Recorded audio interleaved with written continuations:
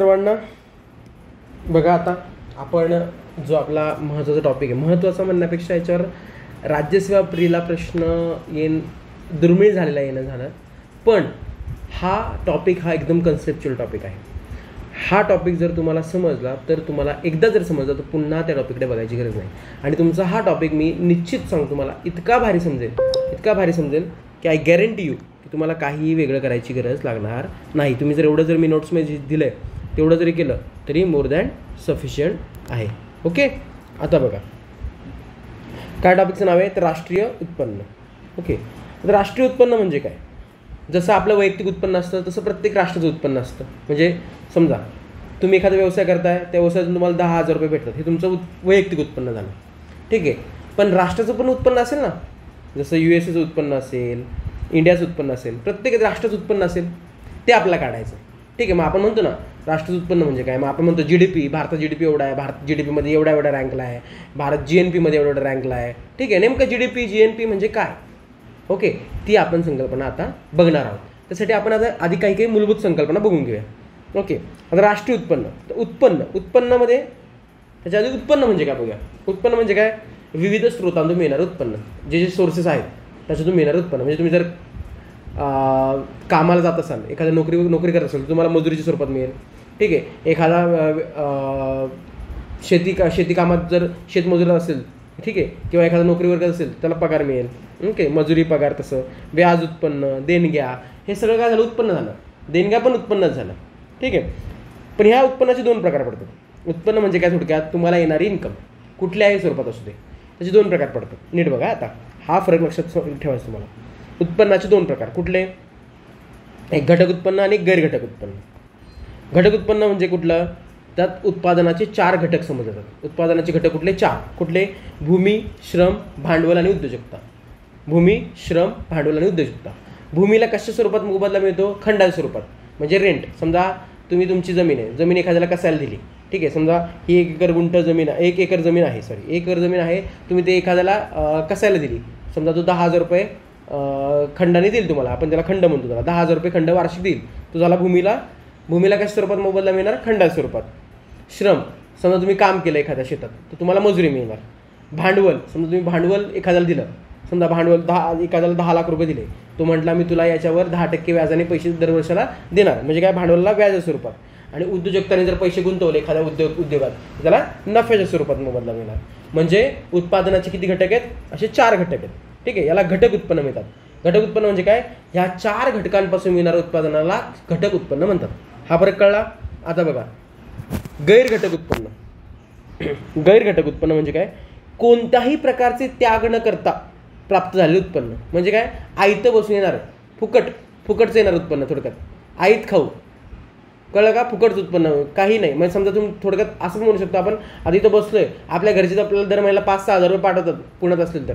ठीक आहे, हे पण आयतं उत्पन्न तुमचं, तुमच्यासाठी त्यांनी ते कमवलेलं आहे, पण तुमच्याकडे जर ते खातं आलं तर तुमचं ते आयतं उत्पन्न आहे, म्हणजे गैरघटक उत्पन्न आहे. कोणत्याही प्रकारचे त्याग न करता प्राप्त झालेले उत्पन्न म्हणजे काय? भेट, एखाद्याला भेट दिली तुम्ही, देणग्या दिल्या एखाद्या संस्थांना येणार देणग्या, डोनेशन्स शाळा कॉलेजेसला. ओके, शिष्यवृत्ती जे देतात याच्यावर आपला प्रश्न सोडवायचे. बघा तुम्ही हा प्रश्न लक्षात घ्या. शिष्यवृत्ती म्हणजे जे स्कॉलरशिप देतात गव्हर्नमेंट. ठीक आहे, आता भरपूर शिष्यवृत्ती आहेत. बघा तुम्ही राजश्री शाहू महाराज, अहिल्याबाई होळकर शिष्यवृत्ती, सगळ्या म्हणजे अनेक शिष्यवृत्ती आहेत. राजीव गांधी शिष्यवृत्ती, राजीव गांधी फेलोशिप, ज्या शिष्यवृत्त्या असतील त्या सगळ्या गैरघटक उत्पन्न. गैरघटक उत्पन्न म्हणजे काय? तुम्ही काही त्रास न घेता मिळालं उत्पन्न. पेन्शन मिळून मिळतं, ओल्ड एज पेन्शन मिळतं, ते वृद्धांना पेन्शन मिळतं, ते पण गैरघटक उत्पन्न आहे. कर, दंड, धर्मदायिक देणग्या. कर समजा एखाद्या कॉर्पोरेशनला टॅक्स देतो आपण, तो पण त्यांनी काही काम न करताच मिळतो ना त्यांना टॅक्स. ओके, तो कर, दंड, धर्मदायिक देणग्या. ठीक आहे, तर याला काय म्हणायचं? गैरघटक उत्पन्न. फरक कळतोय? उत्पन्न म्हणजे काय? विविध स्रोतातून मिळणारं उत्पन्न. त्यामध्ये 2 प्रकार, घटक उत्पन्न आणि गैरघटक उत्पन्न. घटक उत्पन्नामध्ये 4 प्रकार येतात, 4 गोष्टी येतात. कुठल्या? भूमी, श्रम, भांडवल आणि उद्योजकता. ओके, आणि गैरघटक उत्पन्नामध्ये काय येतं? असे उत्पन्न ज्याचा त्याग न करता प्राप्त होतं. ओके, याला हस्तांतरित उत्पन्न म्हणतात. Transferred income. हस्तांतरित म्हणजे काय? फक्त पैसे ह्याच्याकडून दुसऱ्याकडे हस्तांतरित झालेले, त्यांनी कुठलेही कष्ट केलेले नाही. म्हणजे यात केवळ पैशाचे हस्तांतरण होते, उत्पन्नाच्या मोबदल्यात कोणती वस्तू सेवेची निर्मिती होत नाही. ओके, याच्यात काय असतं, वस्तू व सेवांची निर्मिती होते. ओके, पण इथं कुठल्याही प्रकारची वस्तू व सेवांची निर्मिती होत नाही. कळलं? आणि स्टार करून ठेवायला मी जे वाक्य म्हणतो ते याला डबल स्टार करून ठेवा. राष्ट्रीय उत्पन्न मोजताना केवळ गोल करा, केवळ घटक उत्पन्नाचा विचार केला जातो, गैर घटक उत्पन्नाचा विचार केला जात नाही. गैर घटक उत्पन्नाचा विचार हा पर्सनल इन्कम म्हणजे वैयक्तिक उत्पन्नामध्ये केला जातो. ओके, समजा थोडक्यात तुम्ही बेरोजगार आहात, तुम्हाला बेरोजगारी भत्ता मिळत असेल. समजा थोडक्यात समजा तुम्ही रोजगार आहात, तुम्ही कौल उत्पन्न हे राष्ट्रीय उत्पन्नात गणलं जाईल रोजगार थ्रू तुम्हाला जे उत्पन्न मिळत असेल तर. पण तुम्ही जर बेरोजगार आहात आणि तुम्हाला बेरोजगार भत्ता मिळत असेल, ओके, बेरोजगार भत्ता मिळत असेल तर तो राष्ट्रीय उत्पन्नात गणला जात नाही. राष्ट्रीय उत्पन्नात फक्त घटक उत्पन्नच गणले जातात. हा स्टार करून लक्ष ठेवा मुद्दा. कळलं? मी 2 ते 3 वेळा एम्फॅसिस करून सांगतो. कारण का, तर राष्ट्रीय उत्पन्न मोजताना फक्त आणि फक्त घटक उत्पन्नच, घटकांमधून मिळणाऱ्या उत्पन्नाचा विचार केला जातो. हे आयत उत्पन्नाला घेतलं जात नाही. ओके, ते कुठल्या गैर घटक उत्पन्न कुठे घेतलं जातं, तर वैयक्तिक उत्पन्नामध्ये घेतलं जातं. ओके, ते बघूया आपण नंतर. आय होप तुम्हाला हे उत्पन्न कन्सेप्ट कळाले असेल, क्लिअर. ओके, उत्पन्नाचे 2 प्रकार बघितले आपण. माझ्याबरोबर तुम्ही रिवाईज करायचे. माझ्या मागे मागे मी 3 वेळा म्हणतो, म्हणजे तुम्ही पण म्हणायचे माझ्या मागे मागे. ओके, म्हणजे इथंच पाठ झालं पाहिजे तुमचं लेक्चर बघता. ओके, दुसरा कन्सेप्ट बघा आता, राष्ट्रीय. ओके, आता राष्ट्रीय हा कन्सेप्ट एकदम व्यवस्थित समजून घ्या. ओके, राष्ट्रीय समजण्याआधी आपल्याला 3 कन्सेप्ट समजायचे. कुठल्या? त्यासाठी 3 संकल्पना. एक भौगोलिक प्रदेश, एक आर्थिक प्रदेश आणि तिसरा निवासी. ओके, भौगोलिक प्रदेश म्हणजे जॉग्राफिकल टेरिटरी म्हणतो आपण त्याला. म्हणजे थोडक्यात काय, हा भारत देश समजा, माझं ड्रॉइंग जरा घाण आहे समजून घ्या तुम्ही. हा भारत देश आहे, ठीक आहे, आणि ही त्याची ही जमिनीची सीमा, आणि ही समजा आपण समजू ही पाण्याची सीमा, पाण्याची 12 नॉटिकल माईल असते काहीतरी, ठीक आहे. 12 नॉटिकल माईलपर्यंत भारतीय सीमेपर्यंत असतं. म्हणजे भारताची भूसीमा व सागरी सीमेतील प्रदेश जो आहे तो नकाशावर दिसतो तो झाला जॉग्राफिकल टेरिटरी. Okay, clear. आता इकॉनॉमिक टेरिटरी, डोमेस्टिक त्यालाच आर्थिक आणि देशांतर्गत म्हणतात. बघा, आर्थिक आणि देशांतर्गत प्रदेश म्हणजे एकच. आर्थिक प्रदेश आणि देशांतर्गत प्रदेश एकच झाला. ओके, आर्थिक प्रदेश आणि देशांतर्गत प्रदेश वेगळा नाही, लक्षात ठेवा. इकॉनॉमिक टेरिटरी आणि डोमेस्टिक टेरिटरी याच्यामध्ये म्हणजे आणि जॉग्राफिकल टेरिटरी याच्यामध्ये फरक काय बघा, नीट बघा. आता बघा, इकॉनॉमिक टेरिटरी म्हणजे अशी टेरिटरी किंवा डोमेस्टिक टेरिटरी म्हणजे अशी टेरिटरी ज्यात भारत सरकारद्वारा प्रशासित केला जाणारा प्रदेश. म्हणजे भारत सरकारच्या प्रशासनामार्फत चालवतो. भारत सरकार त्याच्यावर कंट्रोल आहे. म्हणजे थोडक्यात बघा सांगतो तुम्हाला. आता भारताची एम्बेसी म्हणजे दूतावास असतं. बघा, भारताची दूतावास कुठं असतं? USA मध्ये असेल. समजा USA मध्ये भारताचं राजदूत कार्यालय असेल, राजदूत असेल, ठीक आहे. तर ते राजदूत कार्यालय जरी USA मध्ये असलं तरी ते भारत शासन चालवतंय, भारताचा प्रतिनिधी तिथं. मग ते कुठलं झालं? ती झाली भारताची टेरिटरी, इकॉनॉमिक टेरिटरी. जॉग्राफिकल झाली का? नाही. जॉग्राफिकल का नाही झाली? कारण की ती USAच्या टेरिटरीत आहे, जॉग्राफिकल भौगोलिक प्रदेशामध्ये USAच्या. पण इकॉनॉमिक टेरिटरी कशी झाली? ती प्रशासित कोण करते? भारत शासन प्रशासित करते, भारत सरकार त्याचं प्रशासन करते. ओके, म्हणजे काय, भारताचे आर्थिक प्रक्षेत्र किंवा भारताची इकॉनॉमिक टेरिटरी किंवा domestic territory is equal to भारताचे भौगोलिक क्षेत्र अधिक भारताची परदेशातील दूतावास एम्बेसी व संबंधित सरकारी कार्यालय, जी संबंधित सरकारी कार्यालय असेल का, वजा भारतातील सर्व परदेशी दूतावास व आंतरराष्ट्रीय संघटनांची कार्यालय. म्हणजे आता USAचं भारतात असेल, USAची एम्बेसी भारतात असेल, ओके, USAचं राजदूत कार्यालय भारतात जर असेल, ठीक आहे. मग ते पण आपल्या आर्थिक प्रदेशातून वजा करावं लागेल, बरोबर ना? कारण की तो त्यांचा आर्थिक प्रदेश झाला, त्यांचा आर्थिक प्रक्षेत्र झालं. आपल्या जरी भौगोलिक क्षेत्रात असलं भारताच्या, पण त्यांच्या इकॉनॉमिक टेरिटरीमध्ये मोडणार, ते त्यांच्या आर्थिक प्रक्षेत्रामध्ये मोडणार, त्यांच्या देशांतर्गत प्रक्षेत्रामध्ये मोडणार. हा फरक कळतोय? ओके, तर बघा म्हणजे काय, असं तुम्ही लिहून घेऊ शकता. इंडियाची बाउंड्री तुम्हाला सोपं लागेल. इंडियाची बाउंड्री लँड आणि जी असेल ती इंडियाची जॉग्राफिकल बाउंड्री प्लस USA मधील इंडियाची एम्बेसी, एक उदाहरण देतो तुम्हाला, इंडियाची एम्बेसी मायनस इंडियामधील USAची एम्बेसी, हे झालं तुमचं आर्थिक क्षेत्र. कळलं? कारण की ते आपल्याला वजा करावं लागेल, कारण की त्यांचा प्रदेश झाला तो. ओके, कळलं? मग बघा, आता हा कन्सेप्ट एकदम मायन्यूट लेवलला तुम्हाला समजून घ्यायचा आहे. ओके, आर्थिक प्रदेशात काय खालील बाबींचा समावेश होतो? हा प्रश्न खूप वेळा आलेला आहे. आता आपण जर प्रश्न पण घेणार आहोत तर तुमचं एकदम काय होणार, भारताचा भूप्रादेशिक सागरी प्रदेश म्हणजे टेरिटोरियल वॉटर, ते माहिती तुम्हाला मी म्हटलं कुठला, जे 12 नॉटिकल माईलपर्यंत असतो तो भारताच्या आर्थिक प्रदेशात येणारच, त्याचा काय विषय नाही. भारतीयांच्या मालकीची 2 देशादरम्यान वापरली जाणारी जहाजे. आता बघा, समजा तुम्हाला उदाहरण देतो, श्रीलंका आणि सिंगापूर आहे. श्रीलंका सिंगापूर दरम्यान वाहतूक करणारे एक विमान आहे किंवा जहाज आहे, आपण विमान घेऊ शकतो थोडक्यात. मात्र ते भारतीयाच्या मालकीचे व त्याचे ऑफिस, मेन ऑफिस किंवा त्याचं ऑफिस भारतात आहे, म्हणजे ऑफिसच भारतात आहे. फक्त ते काय करतंय, श्रीलंका ते सिंगापूर टूर करतंय, भारतात टूर करत नाही, भारत ते श्रीलंका करत नाही, श्रीलंका ते सिंगापूर टूर करतंय. समजा आपण असं समजू, अडाणींचं एक जहाज आहे, ते श्रीलंका आणि सिंगापूरमध्ये वाहतूक करतंय. ओके, पण त्याचं अडाणींचं ऑफिस, त्या जहाजाचं ऑफिस कुठे आहे, भारतात आहे. मग ते आलं इकॉनॉमिक टेरिटरीमध्ये आपलं, जरी ते बाहेर करत असेल तरी त्याचं ऑफिस, कारण की कुठे आहे, भारतात आहे. ओके, त्याचं ऑफिस भारतात आहे, त्याचे पैसे भारतात आहेत. ओके, त्या ऑफिसमध्ये. आता बघा, तुम्हाला सरावासाठी प्रश्न उत्तर आपण घेतलेले आहेत 7 ते 8 मी, जेणेकरून तुमचं एकदम क्लिअर होऊन जाईल. खालीपैकी कोणते उदाहरण भारताच्या देशांतर्गत किंवा आर्थिक घटक उत्पन्नात येते. आता नीट आहे का, देशांतर्गत घटक उत्पन्न म्हटलंय. घटक उत्पन्न आठवतं तुम्हाला, हे घटक उत्पन्न आणि हे गैर घटक उत्पन्न. देशांतर्गत घटक उत्पन्न म्हणजेच त्याला तुम्हाला असा प्रश्न येऊ शकतो, GDP मध्ये येते थोडक्यात. देशांतर्गत म्हणजे काय, डोमेस्टिक. ओके, देशांतर्गत म्हणजे डोमेस्टिक. ओके, GDP मध्ये येतं थोडक्यात, असं म्हणू शकतो आपण. मग आता भारतात असलेल्या परकीय बँकांच्या शाखांनी कमवलेला नफा. नीट आहे का, भारतात असलेल्या परकीय बँकांच्या शाखा यांनी कमवलेला नफा. आता हे घटक उत्पन्नात येतं का, देशांतर्गत घटक उत्पन्नात येतं का. ठीक आहे, आता आपण आधी प्रश्न वाचून घेऊ, मी तुम्हाला सांगतो. दुसरं, भारत सरकारने दिलेल्या शिष्यवृत्त्या. मी तुम्हाला काय सांगितलं, शिष्यवृत्त्या कशा येतात, गैर घटक उत्पन्न. आयतं भेटलेलं आहे, त्यामुळे घटक उत्पन्नात येणार का, आर्थिक घटक उत्पन्नात किंवा देशांतर्गत घटक उत्पन्नात येणार का, नाही. पहिले कॅन्सल करा, आपलं हे कळलं. दुसरं, तिसरं बघा, भारतीय निवासी असलेल्याची सिंगापूरमध्ये असलेली कंपनीने कमवलेला नफा. भारतात निवासी येतो, कंपनी कुठे त्याची, सिंगापूरमध्ये कंपनी आहे, फक्त भारतीय निवासी आहे पण सिंगापूरमध्ये कंपनी त्याची. ओके, कंपनी कुठे आहे, सिंगापूरमध्ये. कंपनी भारताच्या भौगोलिक क्षेत्रात आहे का, भारताच्या भौगोलिक क्षेत्र आहे का, नाही. ठीक आहे, भारताच्या भौगोलिक क्षेत्रात नाही. आणि आर्थिक क्षेत्रात आहे का, नाही. का आर्थिक क्षेत्रात काय येतं, फक्त दूतावास आणि सरकारी कार्यालय. खाजगी कार्यालय येणार का. समजा थोडक्यात तुम्हाला एक उदाहरण देतो. आता एक उदाहरण घ्या. असं समजा आपण टाटा खाजगी आहेत, प्रायव्हेट आहेत, बरोबर.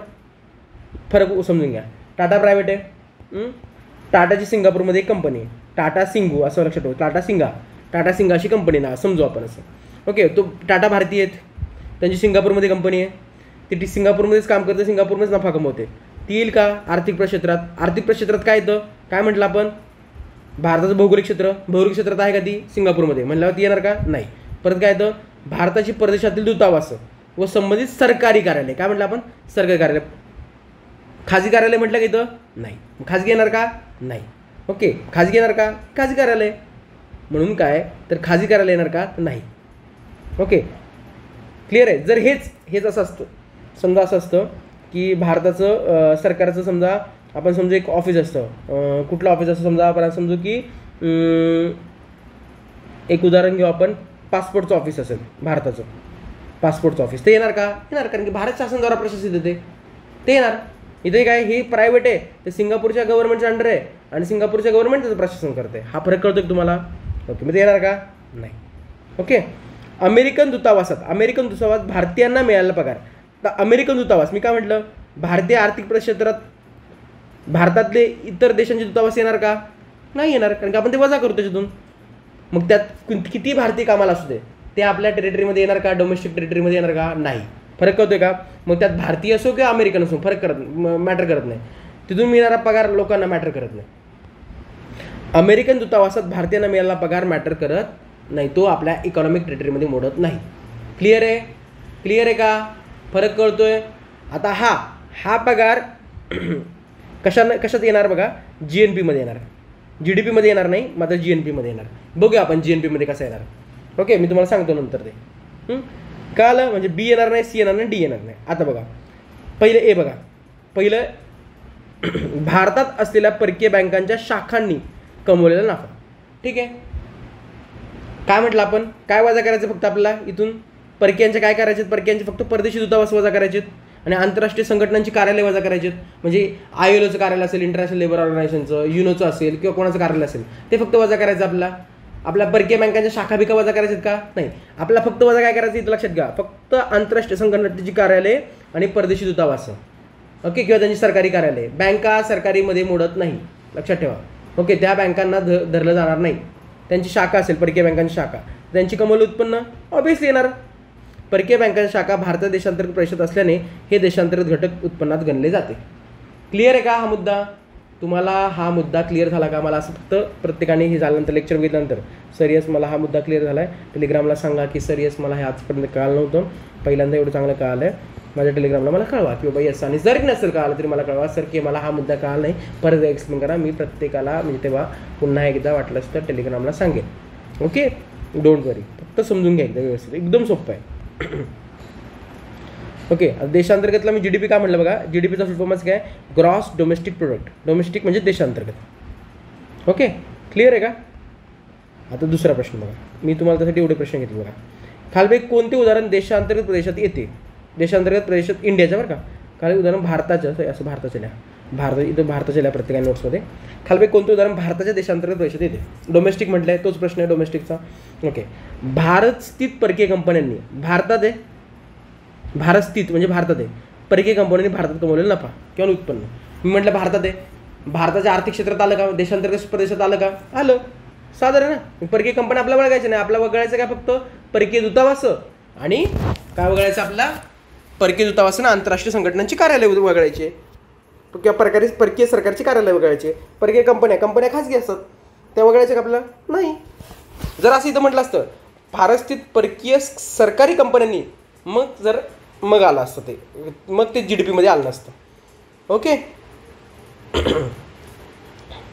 बघा आता येणार का? देशांतर्गत परिषद येणार का? येणार. ओके, बघा आता भारतात असलेला रशियाच्या दूतावासात, बघा भारतात असलेला रशियाचा दूतावास भारतात असेल तर तो कोणाचं उत्पन्न झालं? रशियाचं उत्पन्न झालं. ते रशियाचा आर्थिक प्रदेश झाला, तो रशियाचा देशांतर्गत प्रदेश झाला, तो आपला झाला का? नाही. मग तिथं भारतीय काम करू, नाही तर अमेरिकन काम करू किंवा रशियन काम करू, that doesn't matter to us. मात्र हे कशात येणार? भारतीयाचा पगार आहे ना, हे GNP मध्ये येणार, पण GDP मध्ये येणार नाही. कारण की GNP मध्ये काय असतं? नागरिकांनी कमवलेलं उत्पन्न असतं, नागरिकांनी किंवा निवासी व्यक्तीने कमवलेलं उत्पन्न असतं. मग भारतीयाचा पगार जर हा GDP मध्ये येणार नाही, पण GNP मध्ये येणार. हा फरक कळतो का? तो मी तुम्हाला GNPचा नंतर सांगतो, फक्त आधी GDP समजून घ्या. जपानमध्ये असलेल्या SBIच्या शाखांनी, जपानमध्ये SBIच्या शाखांनी कमवलं उत्पन्न आता येणार का? ते जपानमध्ये ती SBIची शाखा आहे. सरकारी बँक म्हणून घ्यायचं नाही, बँकांना घ्यायचं नाही. बँक फक्त कुठले सोडायचे? मी काय म्हणतो तुम्हाला, कुठले सोडायचे? भारतातील सर्व परदेशी दूतावास आणि किंवा घ्यायचे कुठले? भारताची परदेशातील दूतावास आणि संबंधित सरकारी कार्यालय, तर संबंधित सरकारी कार्यालय घ्यायचे फक्त त्या दूतावास संबंधित. बँका घ्यायच्या का त्यात? नाही. मग जपानच्या कुठे गेलं? हां, एक मिनिट.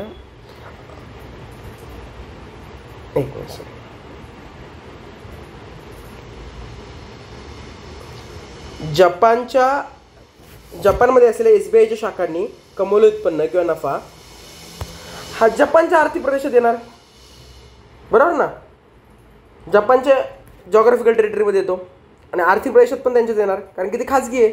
किंवा खाजगी म्हणजे आपण दूतावास सोडून इतर आहे, खाजगी म्हणण्यापेक्षा आपण समजू की दूतावास सोडून इतर आहे, त्यामुळे ते येणार त्यांचं उत्पन्न. कळलं का? म्हणजे बघा, पहिल्याच उत्तर काय? हो, परकीय कंपन्या भारताच्या आर्थिक प्रदेशात येतात. दुसरं उत्तर नाही, रशियाचे दूतावास भारताच्या आर्थिक प्रदेशात येत नाही. तिसरं उत्तर काय? नाही, SBIच्या जपानमध्ये शाखा जपानच्या आर्थिक प्रदेशात येतात, भारताच्या आर्थिक प्रदेशात येत नाही. ओके, क्लिअर आहे का?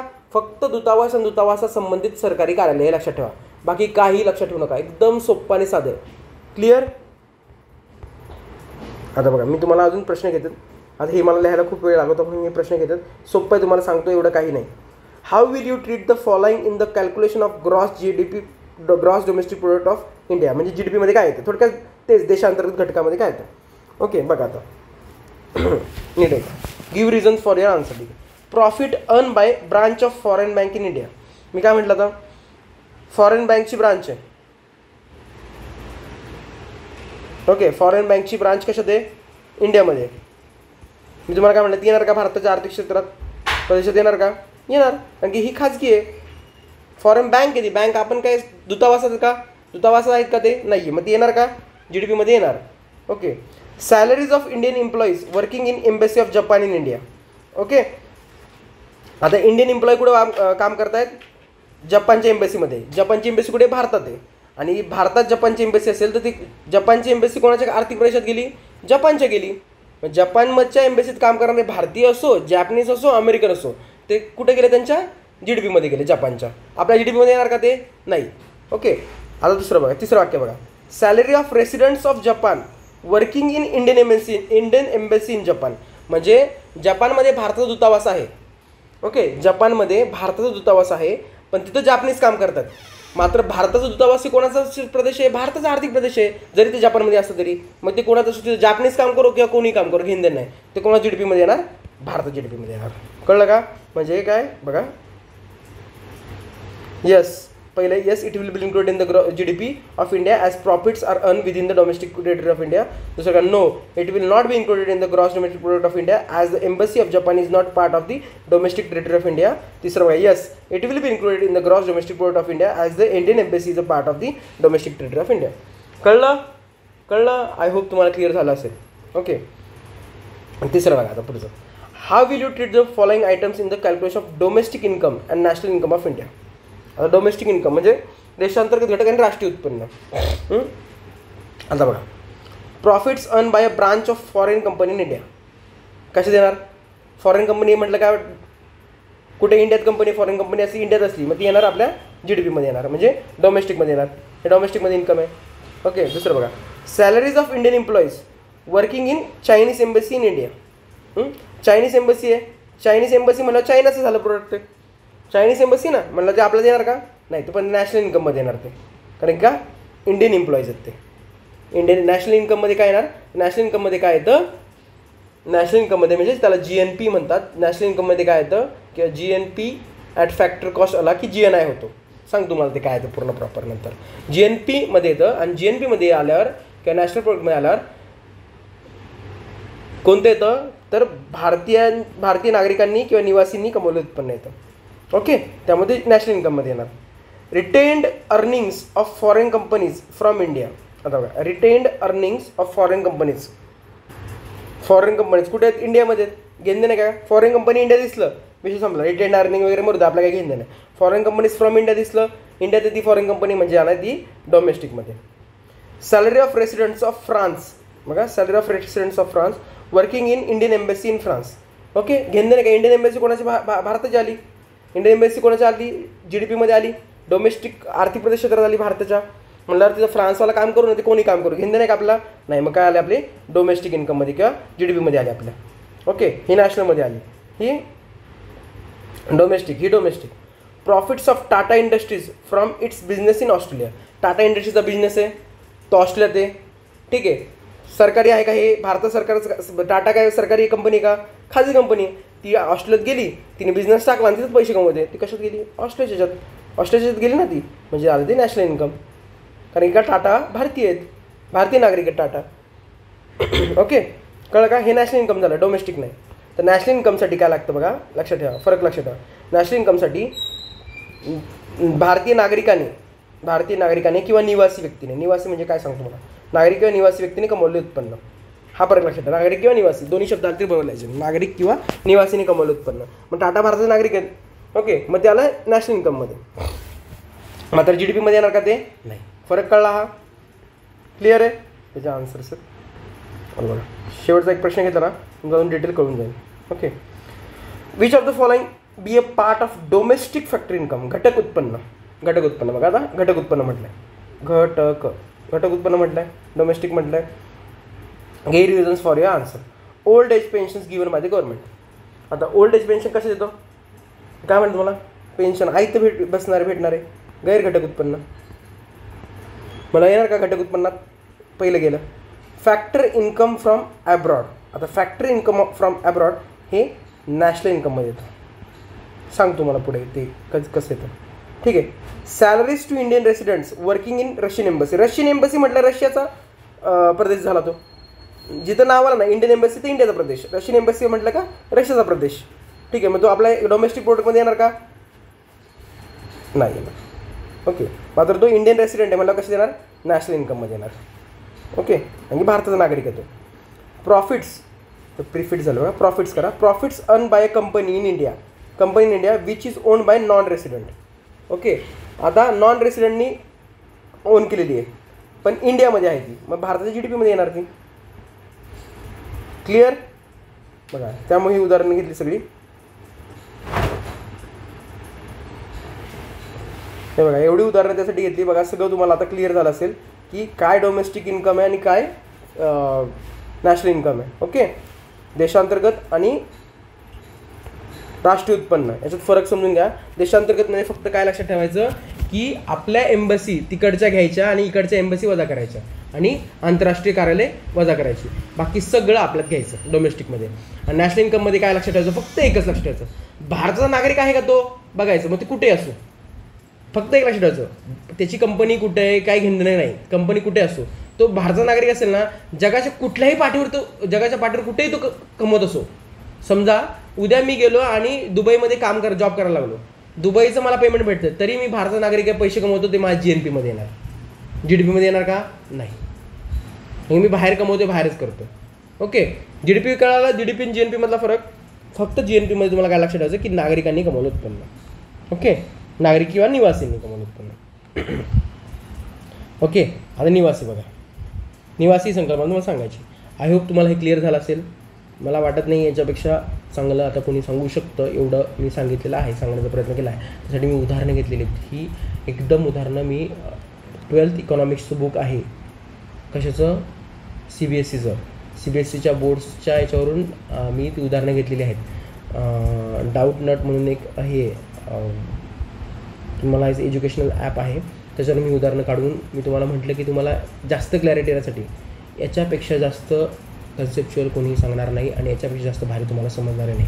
जरी नसेल समजलं तर मी माझं फेल्युअर मानेल, पण मला नसेल समजलं तुम्ही नक्की विचारा, मी अजून एकदा सांगण्याचा प्रयत्न करेन. ठीक आहे, प्रत्येकाला शिकायची, म्हणजे माझ्या काही चुका असतील, मी कमी पडत असेल सांगण्यात तुम्हाला तर सांगा मला. ओके, आता बघा निवासी, ही कन्सेप्ट बघा आपण. निवासीची काय, निवासी रेसिडेंट, निवासी देशाचा नागरिक किंवा प्लस परकीय, देशाचा नागरिक प्लस परकीय, पण परकीय कुठला, 1 वर्षापेक्षा जास्त वास्तव असलेला.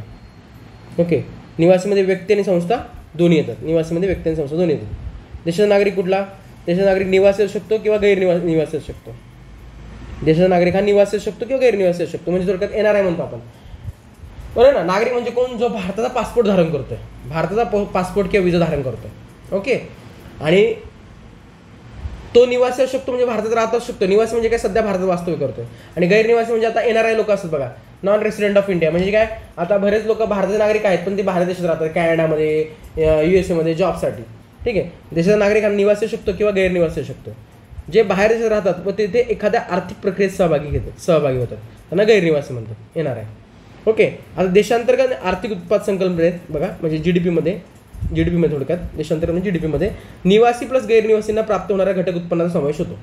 निवासी प्लस गैरनिवासी, तिथे काय मॅटर करत नाही, तिथे काय मॅटर करतं, फक्त आर्थिक प्रदेश मॅटर करतो. तुम्हाला जर आर्थिक प्रदेश कळला, कारण की कसं बघा, आता थोडक्यात कसं गैरनिवासी कसं सर सांगा तुम्ही, म्हणजे गैरनिवासी कसं बघा. आता फ्रान्सचा एखादा माणूस ओके, फ्रान्समधल्या भारताच्या एम्बेसीमध्ये काम करत असेल, भारताच्या दूतावासात काम करत असेल, तो फ्रान्सचा माणूस आहे, तो भारतात राहतोय का, निवासी पण नाही.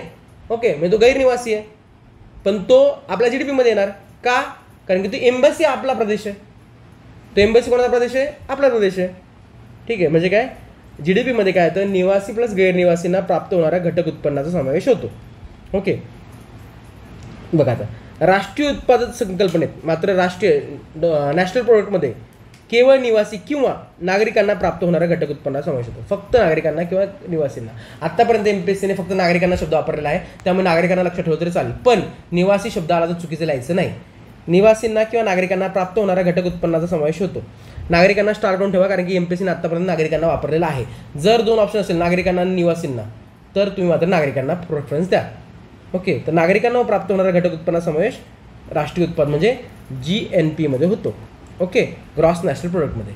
लक्षात आलं, म्हणजे देशाच्या पाठीवर भारताचा नागरिक असेल आणि त्यांनी पार कुठे अंटार्क्टिकावर जाऊन पैसे कमवू मॅटर करून, ते कुठे येणार, भारताच्या GNPमध्ये येणार. GDPमध्ये येणार का, ते नाही. ओके, क्लिअर आहे का हा मुद्दा? आता पुढचा बघा, मध्यमवर्ती वस्तू आणि अंतिम वस्तू यामध्ये फरक काय? ठीक आहे, हे का गरजेचं आहे सांगतो मला. ओके, मध्यमवर्ती वस्तू म्हणजे काय? ज्या पुनर्विक्रीसाठी खरेदी केल्या जातात, म्हणजे ज्या पुन्हा विकायसाठी खरेदी केल्या जातात. थोडक्यात हॉटेल मालकाने जर दुकानदाराकडून बिर्याणीसाठी घेतलेला तांदूळ, ओके, तो तांदूळ कशासाठी घेतला? त्यांनी पुनर्विक्रीसाठीच घेतला ना. तांदळाची बिर्याणी केली आणि विकली, म्हणजे तांदळापासून बिर्याणी केली, तांदूळ झाला मध्यमवर्ती. मध्यमवर्ती थोडक्यात म्हणजे काय? जो पुनर्विक्रीसाठी खरेदी केलेली असते, मध्यमवर्ती. त्याला इंटरमिडिएट, मराठी इंग्लिशमध्ये इंटरमिडिएट गुड्स असं म्हणतात. ओके, आता इंटरमिडिएट. ओके, आता अंतिम वस्तू म्हणजे फायनल गुड्स त्याला म्हणतात, किंवा फायनल प्रोडक्ट्स म्हणा. जो पुनर्विक्रीसाठी खरेदी केला जात नाही, ज्याची पुनर्विक्रीसाठी खरेदी केली जात नाही, अशा वस्तूंची पुनर्विक्रीसाठी खरेदी केली जात नाही. तो स्वतःमार्फत त्याचा उपभोग घेतला जातो. म्हणजे काय? हॉटेल मालकाने ग्राहकाला विकलेली बिर्याणी, ती बिर्याणी परत तो ग्राहक विकणार आहे कोणाला? नाही, ग्राहक स्वतः खाणार आहे. ओके, क्लिअर आहे का? म्हणजे काय बघा, तांदूळ झाला मध्यमवर्ती आणि ती बिर्याणी झाली फायनल प्रोडक्ट. ओके, अंतिम वस्तू जो पुनर्विक्रीसाठी खरेदी केला जात नाही. एवढं साधं सिंपल गणित आहे. बघा, मध्यमवर्ती वस्तूचे मूल्य अंतिम वस्तूच्या मूल्यामध्ये अंतर्भूत असतं. म्हणजे काय बघा, आता ह्या बिर्याणीच्या मूल्यामध्ये भाताची किंमत पण आहे ना, तांदळाची किंमत पण आहे ना. बिर्याणीची किंमत समजा तांदूळ असेल 8 रुपये किलो, एवढा नाही आहे कमी, पण ठीक आहे, आणि बिर्याणी असेल 100 रुपये किलो, तर 100 रुपये किलोमध्ये यांनी 8 रुपये किलो पण लावलेच ना का हॉटेल मालकाने बिर्याणी ग्राहकाला विकताना. ओके, मग मध्यमवर्ती वस्तूचे मूल्य अंतिम वस्तूच्या मूल्यामध्ये अंतर्भूत असते. बरोबर आहे. उदाहरणार्थ बिर्याणीच्या मूल्यात तांदूळाचे मूल्य अंतर्भूत आहे. आपण जर तांदूळ व बिर्याणीच्या मूल्यांची बेरीज केली तर दुहेरी गणना होईल. आपण परत तांदळाचे मूल्य घ्यायचं आणि बिर्याणीचं मूल्य घ्यायचं, तर चालेल का? म्हणजे हे 8 रुपये डबल झाले, इथं 8 रुपये आणि ह्या 100मध्ये 8 रुपये. कळलं का? म्हणजे तसं व्हायला किती पाहिजे होतं? एकूण बिर्याणीचा खर्च 100 रुपये जर पकडला किंवा 100 रुपये उत्पन्न पकडलं बिर्याणीचं, मग आणि हे 8 रुपये, असं 108 रुपये उत्पन्न झालं असतं. पण 8 रुपये ऑलरेडी याच्यात गेलेले आहेत, कारण की 8 रुपये धरूनच यांनी हॉटेल मालकाने विकलेलं आहे. कळलं का? म्हणजे हे परत मध्यमवर्ती वस्तूंचं उत्पन्न मोजायचं नाही. म्हणजे ते टाळण्यासाठी राष्ट्रीय उत्पन्न मोजताना केवळ अंतिम वस्तू व सेवांच्या किमतींचीच गणना केली जाते. मध्यमवर्ती वस्तूंच्या किमती वगळल्या जातात. जे फायनल प्रोडक्ट असतात, फायनल जे ग्राहकाला जे पुनर्विक्रीसाठी घेतलं जात नाही त्याचीच गणना होते. अंतिम वस्तू व सेवा जो त्याचा डायरेक्ट उपभोग घेणार आहे. Okay, clear? थोडं तुम्हाला मी सांगतो का, एक आता सांगतो, टोयोटाची गाडी सांगतो. टोयोटाची कार आहे, ठीक आहे. टोयोटाच्या कारला आता समजा बऱ्याच जणांनी हे असतं बघा, तुम्हाला म्हणतं एक हे असतात, शोरूम्स असतात, ठीक आहे. त्या शोरूमला त्यांनी विकली, ती कार शोरूमला विकली. ओके, समजा टोयोटाची कार 1 लाख रुपये किंमत आहे, त्यांनी विकली शोरूमला 1.5 लाख रुपयाला. ओके, 50,000चा नफा घेऊन. त्या शोरूमवाल्यांनी ग्राहकाला विकली 2 लाख रुपयाला शोरूमवाल्यांनी.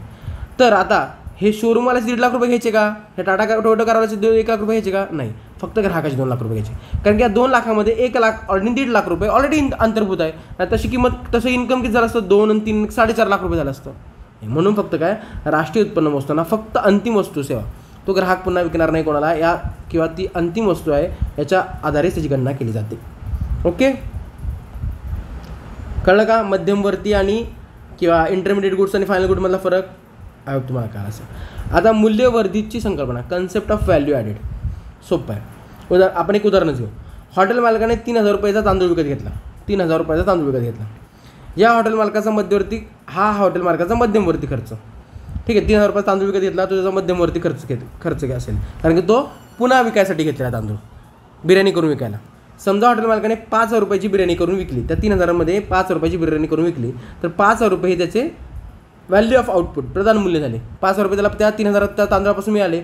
ओके, यावरून हॉटेलचे मूल्यवर्धित किती झाले? हॉटेल मालकाचे किंवा हॉटेलचे मूल्यवर्धित किती झाले? 2,000 रुपये. बरोबर ना? 3,000 रुपयेचा तांदूळ घेतला, पण त्यांनी विकायला दिला 5,000 रुपयाला बिर्याणी करून. म्हणजे मूल्यवर्धित इज इक्वल टू प्रधान मूल्य मायनस, म्हणजे व्हॅल्यू ऑफ आउटपुट मायनस मध्यमवर्ती खर्च, म्हणजे व्हॅल्यू ॲडेड. मध्यमवर्ती खर्च किती झाला? 3,000 रुपये. म्हणजे मूल्यवर्ती किती झालं? 2,000 रुपये. मध्यमवर्ती म्हणजे इंटरमिडिएट चुकून म्हटलं मी, व्हॅल्यू ॲडेड, तिथे इंटरमिडिएट एक्सपेंडिचर लक्षात ठेवा.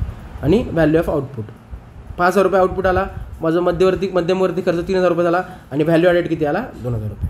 किती रुपयाची व्हॅल्यू ॲड झाली त्याच्यात? 2,000 रुपयाची. ओके, कळालं व्हॅल्यू ॲडेड म्हणजे काय? याच्यावरून आपण तुम्ही वाचलं असेल बघा, GVA at market price, GVA काढतात, GVA ग्रॉस व्हॅल्यू ॲडेड. किती व्हॅल्यू ॲडेड केली, फक्त व्हॅल्यू ॲड केली त्याचंच धरायचं, gross value added at market price. ठीक आहे, तुम्ही फक्त लक्षात ठेवा GVA आला म्हणजे काय तर हे ग्रॉस व्हॅल्यू ॲडेड मिळू शकतो. ओके, आता स्थूल विरुद्ध निव्वळ म्हणजे काय? ग्रॉस, जरा स्थूल म्हणजे ग्रॉस आणि निव्वळ म्हणजे नेट. ओके, आता बघा, समजा एक झेरॉक्स मशीन आहे, उदाहरण घेऊ. उदाहरणं तुम्हाला यासाठी देतो मी, एवढी उदाहरणं लिहिली आहेत, त्याचं कारण आहे तुम्हाला परफेक्टली प्रत्येक टर्म समजावी, परत तुम्हाला कोणाकडेही जायची गरज नसावी की यस सर मला हे टॉपिक समजा नाही, कोणी सांगा. कोणाकडे जायची गरज नाही, कोणाकडे म्हणजे कोणाकडे.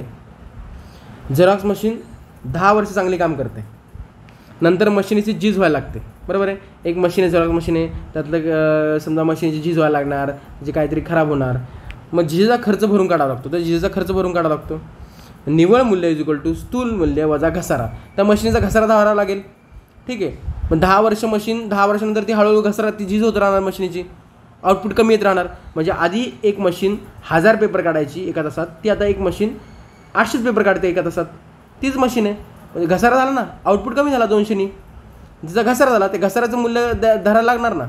म्हणजे काय, निव्वळ मूल्य इज इक्वल टू स्थूल मूल्य, म्हणजे थोडक्यात नेट असं लिहून घ्या, net is equal to gross minus depreciation, घसारा. ओके, मग याच्यातून आपण काढतो NDP म्हणजे GDPचा, GDP NDP is equal to म्हणजे नेट डोमेस्टिक प्रोडक्ट, निव्वळ is equal to GDP minus depreciation. Okay, ते आपण बघणार आपण सगळे एकदम टर्म लक्षात ठेवा. Okay, clear. आता शेवटचं बघा, घटक किंमत, मूळ किंमत आणि बाजारभाव किंमत. याला सोपं मी लक्षात ठेवतो, मी असं म्हणतो घकी मुकी बाकी. घटक किंमत, घकी, मुकी, मूळ किंमत आणि बाकी बाजारभाव किंमत. घकीवरून निघते मुकी, मुकीवरून निघते बाकी. कशी बघा आता, घटक किंमत म्हणजे काय, सर्व घटकांना मिळणारा परतावा किंवा नफा, मोबदला. सर्व घटकांना मिळणारा परतावा, खंड, मजुरी, व्याज आणि नफा सर्व घटकांना मिळतोय. खंडाच्या स्वरूपात, मजुरीच्या स्वरूपात, व्याजाच्या स्वरूपात, नफाच्या स्वरूपात, सर्व घटकांना मिळणारा नफा. ओके, आता बघा, घकीवरून आता घकीमध्ये, घटक किमतीमध्ये जर उत्पादन कर ॲड केले, उत्पादन कर आणि उत्पादन सबसिडी वजा केली तर तुम्हाला मूळ किंमत निघेल. म्हणजे आता समजा मी असं म्हणेल, एखादा तुम्हाला उदाहरण देतो तुम्हाला आता एकदम पुन्हा एकदा बघा. आता मी तुम्हाला एक उदाहरण सांगतो. आपण घटक किंमतीमध्ये एक घटक धरू फक्त सध्या, म्हणजे उदाहरणं काय, एक घटक कुठला धरू आपण, उद्योजकता. उद्योजकता हा घटक धरू, लिहून घेऊ शकतो तुम्ही तुमच्या ह्याच्यात वाटलंच तर. उद्योजकता घटक धरू, उद्योग. ओके, म्हणजे एक पेनची फॅक्टरी, पेनची फॅक्टरी समजा आपण एक धरू. ओके, उद्योजक हा घटक झाला, एक आपल्या 4 घटकांपैकी एक उद्योजक घटक झाला. ओके, तो काय करेल, पेनची फॅक्टरीसाठी काय करेल, पेन तयार करायला किती खर्च येईल त्या उद्योगामध्ये, ठीक आहे, त्याच्यावर काय करेल, पेन तयार करताना जो खर्च येईल समजा काय आला तो आला, त्याच्यावर समजा पेन तयार करताना त्याला रिफिलसाठी किंवा शाईसाठी कच्चा माल लागेल. त्या कच्च्या मालावर काहीतरी टॅक्स लागेल, तो सगळा स्वतः तयार करणार आहे का, कुठून तरी बाहेरून आणेल कच्चा माल, शाई आणेल विकत बाहेरून. ठीक आहे, तर ते प्रोडक्शन करताना त्या पेनचं त्याच्यावर काहीतरी त्या रॉ मटेरियलवर किंवा कच्च्या मालावर काहीतरी टॅक्स लागेल, प्रोडक्शन टॅक्स. थोडक्यात समजा एक पेन बनवताना त्याला खर्च आला 7 रुपये. बघा मी तुम्हाला म्हणतो, एक पेन समजा सिलोग्रेपरचं पेन आहे, समजा आपण सिलोग्रेपरचा पेन आहे, त्याला खर्च आला एक पेन बनवताना घटक किंमतमध्ये 7 रुपये. ओके, त्याच्यावर त्या रॉ मटेरियलसाठी त्यांनी खर्च, त्याच्यावर कर लागला रॉ मटेरियलचा 3 रुपये. बघा 3 रुपये, क्लिअर आहे. 7 रुपये काय त्याचा खर्च स्वतःचा, त्याचा खर्च नफा त्याने स्वतः धरला, घटक किंमत. ओके, घटकाला किती त्याने ठरवलं की मला खर्च झाला 4 रुपये, मला नफा पाहिजे 3 रुपये, अशा आडून त्यांनी घटक किंमत ठरवली 7 रुपये. ओके, त्याच्यावर 3 रुपये कर लागला. कसा 3 रुपये कर लागला, त्या रॉ मटेरियल कच्च्या मालावर कर लागला.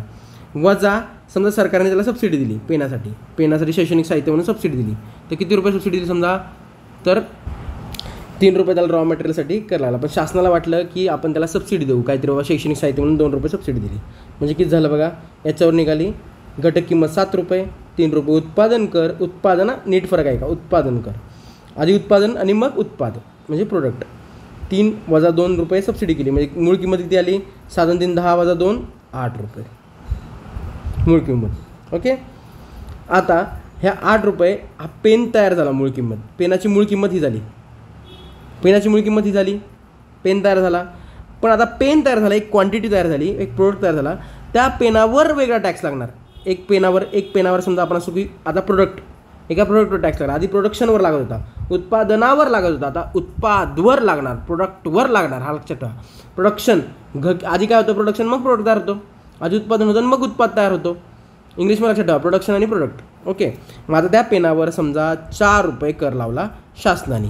ओके. प्रोडक्टवर वजा त्याला सबसिडी दिली 2 रुपये. तर 8 आणि 4 12 वजा 2 10. म्हणजे ही बाजारात किंमत ठरली त्याची पेनाची 10 रुपये. पेनाची किंमत कशी ठरते कळलं. ओके. कळलं का. घटक किमतीवरून मूळ किंमत निघते आणि मूळ किमतीवरून बाजारभाव किंमत निघते. हा फरक कळला. एकदम सोपं आहे. ओके. म्हणजे घटक किंमत असं तुम्ही काय धरलं तर एक उद्योजक आहे, पेनची फॅक्टरी आहे, त्यांनी स्वतःचा खर्च धरला 7 रुपये, नफा धरून खर्च धरला 7 रुपये. त्यात त्याला सरकारने त्याच्या रॉ मटेरियल लावली सबसिडी 3 रुपये, त्याच्यातून कर लावला 3 रुपये, सबसिडी लावली 2 रुपये, त्याच्यातून त्याची मूळ किंमत निघली 8 रुपये. 8 रुपये किंमत झाली मूळ किंमत पेनाची. पेन तयार झाला. पेनावर कर लावला शासनाने 4 रुपये आणि सबसिडी दिली 2 रुपये. 10 रुपये बाजार किंमत झाली. परफेक्ट. फक्त फरक काय, प्रोडक्शनचा आणि प्रोडक्टचा. इथं प्रोडक्शन कर लावला आणि इथं प्रोडक्ट कर लावला. याच्यापेक्षा वेगळं काहीही लक्षात ठेवायची गरज नाही तुम्हाला. एवढं मोर दॅन सफिशियंट आहे. ओके. क्लिअर.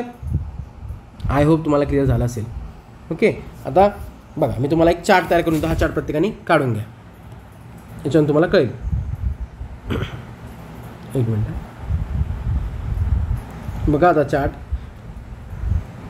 आता मी असं म्हणेन जीडीपीची डेफिनेशन आपण बघितली. ओके. आता जीडीपीवरून एनडीपी कसं काढणार. नेट म्हणलं निवळ, नेट डोमेस्टिक प्रोडक्ट म्हणलं आहे. एनडीपी म्हणलं तुम्हाला नेट म्हणलं का घसारा वजा करायचा. जीडीपी मायनस डिप्रिसिएशन किंवा घसारा लिहा मराठीमध्ये. डिप्रिसिएशन घसारा. ओके. कळलं तुम्हाला. आता हे पुन्हा घेणार आपण. जीडीपी आणि एनडीपी कळलं. आता जीडीपी ॲट मार्केट प्राईस काढायचं तुम्हाला. जीडीपी ॲट मार्केट प्राईस बाजारभाव किंमत. तर कशी काढणार तुम्ही, उलटं जाणार. जीडीपी ॲट मार्केट प्राईस काढायची म्हणलं काय करणार, जीडीपी ॲट फॅक्टर कॉस्ट किंवा डायरेक्ट तुम्ही बेसिक प्राईस घेतलं असं केलं तरी चालेल. जीडीपी ॲट बेसिक प्राईस, मूळ किंमत म्हणजे basic price. Okay. GDP at basic price plus product tax minus product subsidy. कळलं. ओके. आता तुम्ही म्हणता सर कोळंबे सरांच्या पुस्तकामध्ये डायरेक्ट मार्केट प्राईसचं फॅक्टर कॉस्टमध्ये दिले. ठीक आहे. त्यांनी डायरेक्ट केलेलं आहे सरांनी. त्यांनी मूळ किंमत धरलीच नाही. त्यांनी घटक किमतीवरून डायरेक्ट बाजारभाव किंमत काढली कोळंबे सरांनी. पण मूळ किंमत असते मध्ये. ओके. काही प्रॉब्लेम नाही. असं तसं आलं तरी लक्षात ठेवू शकतो तुम्ही. फक्त मधलं गाळायचं. ओके. त्यांनी फक्त कर आणि सबसिडी घेतलं आहे. प्रोडक्ट आणि प्रोडक्शन हा फरक केलेला नाही कोळंबे सरांनी. मग जीडीपी ॲट बेसिक प्राईस काढायचं कसं काढणार. GDP at factor cost, F C म्हणजे factor cost, plus production tax. Clear. Minus production subsidy. लिहून घ्या. काय आलं हे झालं जी डी पी आणि एन डी पी. क्लिअर हे सगळं. ओके. आणि G D P at factor कॉस्टला जी डी आय म्हणतात, ग्रॉस डोमेस्टिक इन्कम. लिहून घ्या. जी डी पीच ॲट फॅक्टर कॉस्टला काय म्हणतात, G D I, gross domestic income. Okay. स्थूल इन्कम. हा जी डी आय स्थूल लिहून घ्या बरं का सगळ्यांनी. स्थूल देशांतर्गत उत्पन्न. Clear. G D P at factor कॉस्टलाच घटक किमतीला. ओके. आपण पुन्हा एकदा व्यवस्थित इथं पुन्हा खाली बघणार आहे. पण मी तुम्हाला ह्या बेसिक कन्सेप्ट सांगण्याचं कारण असं होतं. आता काही घाबरून जाऊ नका. अजून खाली आपला 2-3 वेळा रिवाईज होणार आहे. 2-3 वेळा रिवाईज झालं की तुम्हाला परफेक्ट लक्षात येऊन जाईल. ओके. बघा आता राष्ट्रीय उत्पन्न जेच आपण बघणार आहे, जेच आपलं बेसिक संकल्पना आहे. यात बेसिक संकल्पना नोट्स मी लिहिल्या नव्हत्या त्यामुळे मी तुम्हाला ह्या आता पुन्हा एकदा लिहून दिल्या. हीच पी डी एफ शेअर करणार तुम्हाला. डोंट वरी. आता काही राष्ट्रीय उत्पन्नाच्या त्याच्या आधी राष्ट्रीय उत्पन्न मोजणं. राष्ट्रीय उत्पन्न म्हणजे राष्ट्रीय उत्पन्न मोजण्याचा सर्वात प्रथम प्रयत्न कोणी केला होता, विल्यम पेटी यांनी. त्यांनी आयर्लंडचे राष्ट्रीय उत्पन्न मोजण्याचा प्रयत्न 17व्या शतकात केला होता. बघा ती लोक आपल्या किती पुढे आहेत, किती पुढे आहेत. आणि आपल्यात पहिल्यांदा कधी केला, दादाभाई नौरोजींनी केला होता 1864-68 मध्ये. बघा म्हणजे जवळपास 150-200 वर्षानंतर झालेलं आहे. ठीक आहे. लक्षात ठेवा. फक्त काय की सगळ्यात प्रथम प्रयत्न करून विल्यम पेटी यांनी केला होता. 1947 मध्ये लीग ऑफ नेशन्सने रिचर्ड स्टोन यांच्या अध्यक्षतेखाली एक समिती नेमली होती. या समितीने United nations system of national accounts, राष्ट्रीय लेखांची रचना सुचवणारी पद्धत विकसित केली. काय राष्ट्रीय लेखांची रचना सुचवणारी एक पद्धत विकसित केली. ही पद्धत 1953 प्रकाशित केली, ज्यामध्ये 68-93-2008 सुधारणा झाली. ओके, बघा कुठली लक्षात ठेवा, प्रश्न येऊ शकतो. UNSA United nation system of national accounts कधी आली सुरुवातीला? पहिल्यांदा ही पद्धत 53 साल येऊ शकतं. 53 आली ही पद्धत, आणि कोणत्या समितीच्या अध्यक्षाखाली? रिचर्ड स्टोन यांच्या अध्यक्षाखाली. ओके, परत राष्ट्रीय उत्पन्न मोजताना नमुने गोळा केले जातात. ओके, राष्ट्रीय उत्पन्न मोजताना प्रत्येक सॅम्पल्स गोळा केले जातात, म्हणजे प्रत्येक सगळ्यांचं उत्पन्न गणलं जात नाही. मग काही नमुने गोळा केले जातात, फक्त सॅम्पल्स गोळा केले जातात. आपल्याला NSSO करायचं बघा, नॅशनल सॅम्पल सर्व्हे ऑर्गनायझेशन. ठीक आहे, NSSO आणि CSOचं एकत्रीकरण होऊन कुठली संस्था स्थापन झाली तुम्ही मला सांगणार आहे. NSSOचं आणि CSOचं एकत्रीकरण करून कुठेतरी संस्था स्थापन झाली एक आत्ता, प्रत्येकाने मला सांगायचं. NSSO प्लस CSOचं एकत्रीकरण करून एक संस्था स्थापन झाली आहे आत्ता रिसेंटमध्ये. तिचं नाव काय आहे? NSO. मी सांगतो तिचं नाव NSO आहे, त्यांचा फुल फॉर्म तुम्ही मला सांगायचा. नॅशनल स्टॅटिस्टिकल काय सांगा मला तुम्ही नंतर. ओके, कमेंट करून टेलिग्रामला पाठवा मला. राष्ट्रीय उत्पन्न मोजताना नमुने गोळा केले जातात, त्यासाठी UN एक समिती नेमली होती. त्याचे अध्यक्ष कोण होते? आपले प्रेमचंद महालनोबिस, PC महालनोबिस. कोण होते? PC महालनोबिस. लक्षात ठेवा, प्रश्न येऊ शकतो. UN आपल्या भारतीयाला नेमलं होतं बघा, तेव्हा PC महालनोबिस यांचं खूप चांगलं नाव होतं, खूप चांगलं काम होतं. ओके, आता बघा व्याख्या, राष्ट्रीय उत्पन्नाच्या काही लोकांनी व्याख्या केल्या. पहिली बघा आपण आयर्विन फिशर काय म्हणतो बघा, सोपं लक्षात ठेवायचं. त्यांनी राष्ट्रीय उत्पन्न म्हणजे एका वर्षाच्या कालावधीत राष्ट्राच्या निव्वळ उत्पादनापैकी जो भाग प्रत्यक्षपणे उपभोगासाठी वापरला तो असा भाग होय. म्हणजे काय? हा प्रश्न लक्षात ठेवा. उपभोगाच्या आधारावर यांनी केली. हा प्रश्न आला होता राज्यसेवा मेन्सला, की उपभोगाच्या आधारावर राष्ट्रीय उत्पन्नाची व्याख्या कोणी केली? तर उपभोग फिशरने केली. कसं लक्षात ठेवायचं? सोपं सांगतो. फिश म्हणजे काय? मासा. फिश आपण खातो.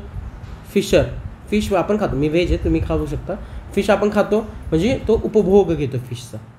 मग उपभोगाच्या आधारावर कोणी केली? फिशने केली. लक्षात ठेवायला सोपं आहे, कळलं ना? फिशचा आपण उपभोग घेतो, खातो आपण. ACPGU म्हणजे काय? समाजाच्या काय म्हटलं ACPGU? समाजाच्या वस्तुनिष्ठ उत्पन्नाच्या ज्या भागाची पैशात मोजदाद करता येते असा भाग म्हणजे राष्ट्रीय उत्पन्न होय. ओके, समाजाच्या वस्तुनिष्ठ उत्पन्नाच्या ज्या भागाची पैशात मोजदाद करता येते तो भाग म्हणजे राष्ट्रीय उत्पन्न होय. ठीक आहे, राष्ट्रीय उत्पन्न समिती बघा कधी घालती? ऑगस्ट 1949 स्थापन झाली. लक्षात ठेवा, ऑगस्ट 1949 अध्यक्ष होते PC महालनोबिसच. सदस्य होते गाडगे आणि VK आर्वी राव. ओके, हा प्रश्न आलेला. राष्ट्रीय उत्पन्न समितीचे अध्यक्ष कोण होते? PC महालनोबिस. ऑगस्ट 49 स्थापना आहे आणि ऑगस्ट 49 आणि सदस्य गाडगे आणि VK आर्वी राव. ओके, राष्ट्रीय उत्पन्न म्हणजे एखाद्या विशिष्ट कालखंडात निर्माण करण्यात आलेल्या वस्तू आणि सेवांचे दुहेरी मोजदाद होऊ न देता केले मापन. दुहेरी मोजदाद मी तुम्हाला म्हणलं दुहेरी का? दुहेरीमध्ये काय होतं? मध्यमवर्ती सेवा येतात, मध्यमवर्ती वस्तू येतात, वस्तू किंवा सेवा, पण त्यामुळे आपण अंतिम वस्तू व सेवांचे मूल्य जपतो, फक्त मोजतो. ओके, त्यांनी ही व्याख्या केली राष्ट्रीय उत्पन्न समितीने. येऊ शकतात ह्या व्याख्या, 2-3 वेळा वाचा. उपभोगाचं लक्षात ठेवलं तसं काहीतरी थोडंसं लक्षात ठेवा. पैशावरून पैशात मोजतात, त्याच्यावरून वरून लक्षात ठेवा. ठीक आहे. ओके, आणि उत्पन्न समिती एक शब्द लक्षात ठेवायचा व्याख्यांमधला. ओके, आता वस्तू आणि सेवाचे दुहेरी मोजत होऊ नये. दुहेरी मोजत होऊ नये असं कोण म्हटलं? राष्ट्रीय उत्पन्न समिती. अल्फ्रेड मार्शल यांनी काय म्हटलं? राष्ट्रीय उत्पन्न हे देशाचे श्रम आणि भांडवल आहे. राष्ट्रीय उत्पन्न हे देशाचे श्रम आणि भांडवल आहे जे नैसर्गिक संसाधनावर प्रक्रिया करून संख्या तयार करते. ओके, तुम्ही मला याच्यात काही लॉजिकल वगैरे काय लक्षात ठेवायचं तर तुम्ही फक्त काय करायचं? फक्त एक शब्द ठेवायचा आणि तो कसं तरी रिलेट करायचा. मी कसं फीसचं केलं तसं तुम्ही प्रत्येक गोष्टी लक्षात ठेवा, तसे रिलेट करून लक्षात ठेवा. ओके, आणि हे मेन्सला येतं, प्रीला येत नाही व्याख्या. ठीक आहे, पण तुम्हाला असू द्या. आपण आता काय करतो? आपण सगळाच अभ्यास करतो, प्री मेन्स सगळं आला पाहिजे. ओके, आता बघा भारतीय राष्ट्रीय उत्पन्न मोजण्याचे प्रयत्न कोणी केलेत? पहिल्यांदा दादाभाई नौरोजी यांनी केले. सगळ्यात पहिल्यांदा दादाभाई नौरोजींनी केले 1866-68 ठीक आहे. त्यांनी सांगितलं राष्ट्रीय उत्पन्न किती सांगितलं? 340 कोटी रुपये सांगितलं. आणि दरडोई उत्पन्न किती सांगितलं त्यांनी? 20 रुपये. किती सांगितलं? 20 रुपये दरडोई उत्पन्न प्रति माणस. दरडोई म्हणजे काय? प्रति माणसी, प्रति व्यक्ती उत्पन्न किती सांगितलं? 20 रुपये. दरडोई म्हणजे प्रति व्यक्ती, पर कॅपिटा ज्याला म्हणतात इंग्लिशमध्ये. प्रति व्यक्ती, प्रति माणसी. फिंडले शिरास यांनी 1911ला मोजणी केली होती, मोजणी वर्ष. त्यांचं उत्पन्न किती होतं? 49 रुपये. दरडोई उत्पन्न त्यांनी किती सांगितलं? 49 रुपये. VK आर्वी राव 1925 ते 29 आणि 31 ते 32 अशी केली होती. त्यांनी 76 आणि 62 असं सांगितलं होतं. 25-29मध्ये 76 सांगितलं होतं. ठीक आहे. आणि VK आर्वी राव यांनी उत्पन्न मोजलं पहिल्यांदा सायंटिफिकदृष्ट्या, बरोबर असं म्हटलं होतं, म्हणजे शास्त्रीयदृष्ट्या मोजलं होतं. यांनी काय असं आपलेच नमुने गोळा केले होते, जनरल केलं होतं, पण यांचं हे शास्त्रीयदृष्ट्या मानलं जातं, म्हणजे सायंटिफिकली जरा बऱ्यापैकी करेक्ट मानलं जातं. कोणाचं? VKRB राव यांनी. ओके. आणि राष्ट्रीय उत्पन्न समिती म्हणजे PC महालनोबिसचे अध्यक्ष होते. त्यांनी 1948-49 मोजलं होतं. राष्ट्रीय उत्पन्न होतं 8,650 कोटी आणि दरडोई उत्पन्न होतं 246.90 रुपये. ओके. आणि हे काय आहे? प्रति महिना आहे बरं का, पर मंथ आहे, पर दिवस नाही, पर मंथ आहे, पर मंथ. प्रति महिना येऊन घ्या वाटलं तिथं नोट्समध्ये. ओके. दादाभाई नौरोजी यांनी poverty and un-British rule in India, poverty and un-British rule in India हे त्यांचं पुस्तक आहे. ओके. तर त्यांनी ड्रेन ऑफ वेल्थ म्हणजे संपत्तीच्या निसारणाचा सिद्धांत मांडला. म्हणजे काय? हे ब्रिटिश लोक आपल्या भारताची संपत्ती कशी त्या ब्रिटनला नेत आहेत याबद्दल त्यांनी त्यांच्या पहिल्यांदा पुस्तकात सांगितलं. दादाभाई नौरोजींनी सांगितलं की हे उवासारखे आहेत, ऊ असते ना आपल्या डोक्यातली ऊ, तशा ऊसारखे आपल्या आहेत आणि आपल्याला रक्त शोषत आहेत आणि आपली संपत्ती पण घेऊन चाललेत. ओके. क्लिअर आहे? आय होप तुम्हाला क्लिअर असेल. ओके. आणि अजून एक लक्षात ठेवा, VKRB राव यांना त्यांनी पहिल्यांदा काय केलं? वैज्ञानिक पद्धतीने राष्ट्रीय उत्पन्नाची गणना केली. त्यामुळे त्यांना राष्ट्रीय लेखा प्रणालीचे जनक म्हणतात. लिहून घ्या. Father of national income accounting, father of national income accounting म्हणतात त्यांना. काय? राष्ट्रीय लेखा प्रणालीचे जनक. लिहून घ्या. VKRB राव यांना राष्ट्रीय लेखा प्रणालीचे जनक म्हणतात. ओके. क्लिअर? बऱ्याच जणांनी केलेलं आहे, त्याच्यावर काय प्रश्न एवढे आलेले नाही आहेत. ठीक आहे.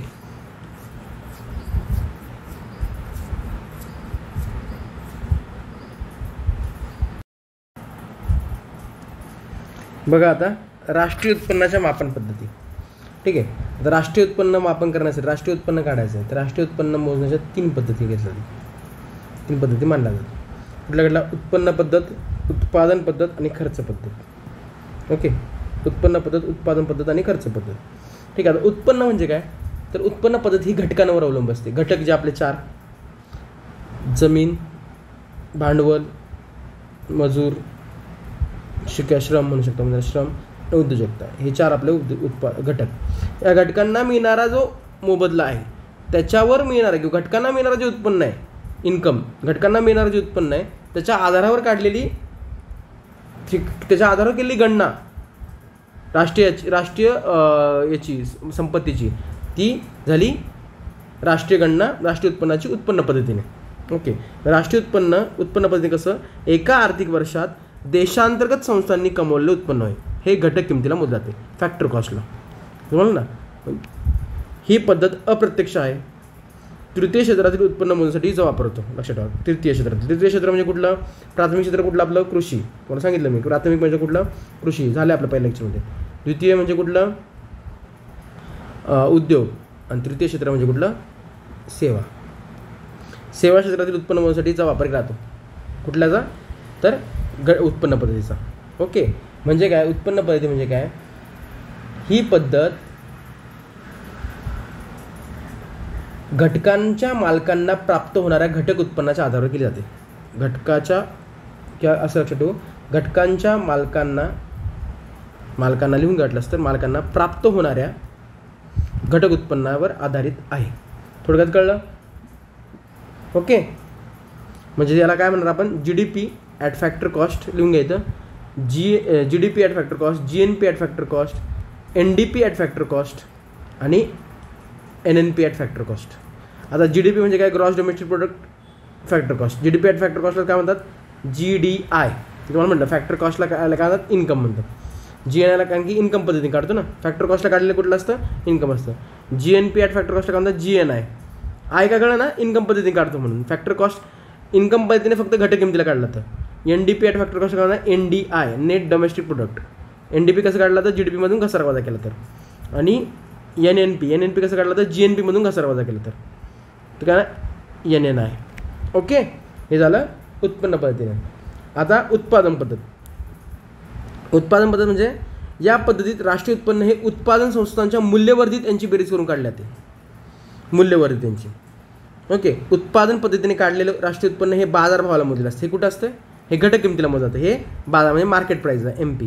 म्हणजे काय? GDP at market price. मग बघितलं आपण घटक किंमत, बाजारभाव किंमत. GDP at market price, NDP at market price,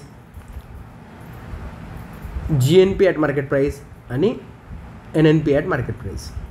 okay. कळलं? हे काय आता मूल्यवर्धितांची बेरीज केला. त्याच्यामध्ये मूल्यवर्धितांची बेरीज म्हणजेच काय तर अंतिम वस्तू व सेवांची बेरीज. बाजारभावाला काय असतं? अंतिम वस्तू सेवा. बाजारभाव झाला त्या काय ग्राहकाला विकायच्यात, ग्राहक हा शेवटचा उपभोग असतो. अंतिम वस्तू व सेवांची बेरीज केल्या असं लिहून ठेवायचं असतं. प्रोडक्ट मेथडमध्ये अंतिम वस्तू व सेवांची बेरीज केली जाते. ओके, क्लिअर आहे? म्हणजेच आपण असं आता तुम्ही म्हणता अंतिम वस्तू सेवा आणि मूल्यवर्धितांची बेरीज कसं काय सर असं म्हणता तुम्ही. थोडक्यात बघा आता 1000 रुपये घटक किंमत. ओके, आपण घटक किंमत 1000 रुपये तांदूळ.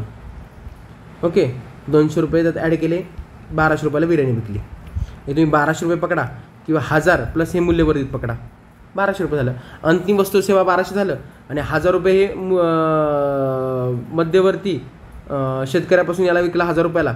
शेतकऱ्याने तांदूळ विकला दुकानदाराने त्याची बिर्याणी करून ग्राहकाला विकली 1200 रुपयाची. शेतकऱ्याने तांदूळ विकला दुकानदाराला 1000 रुपयाला. 1000 रुपये झाले मध्यवर्ती. 1000 रुपये त्यांनी 200 रुपयाचा खर्च केला बिर्याणीसाठी आणि 1200ला विकलं. म्हणजे 1000 प्लस 1200, 1000 प्लस 200, 1200 झालं. म्हणजे हे काय आलं? ही मध्यमवर्ती आहेत. मूल्यवर्धित आहे. मूल्यवर्धिताची बेरीज झाली. ओके, व्हॅल्यू ॲडेड आहे.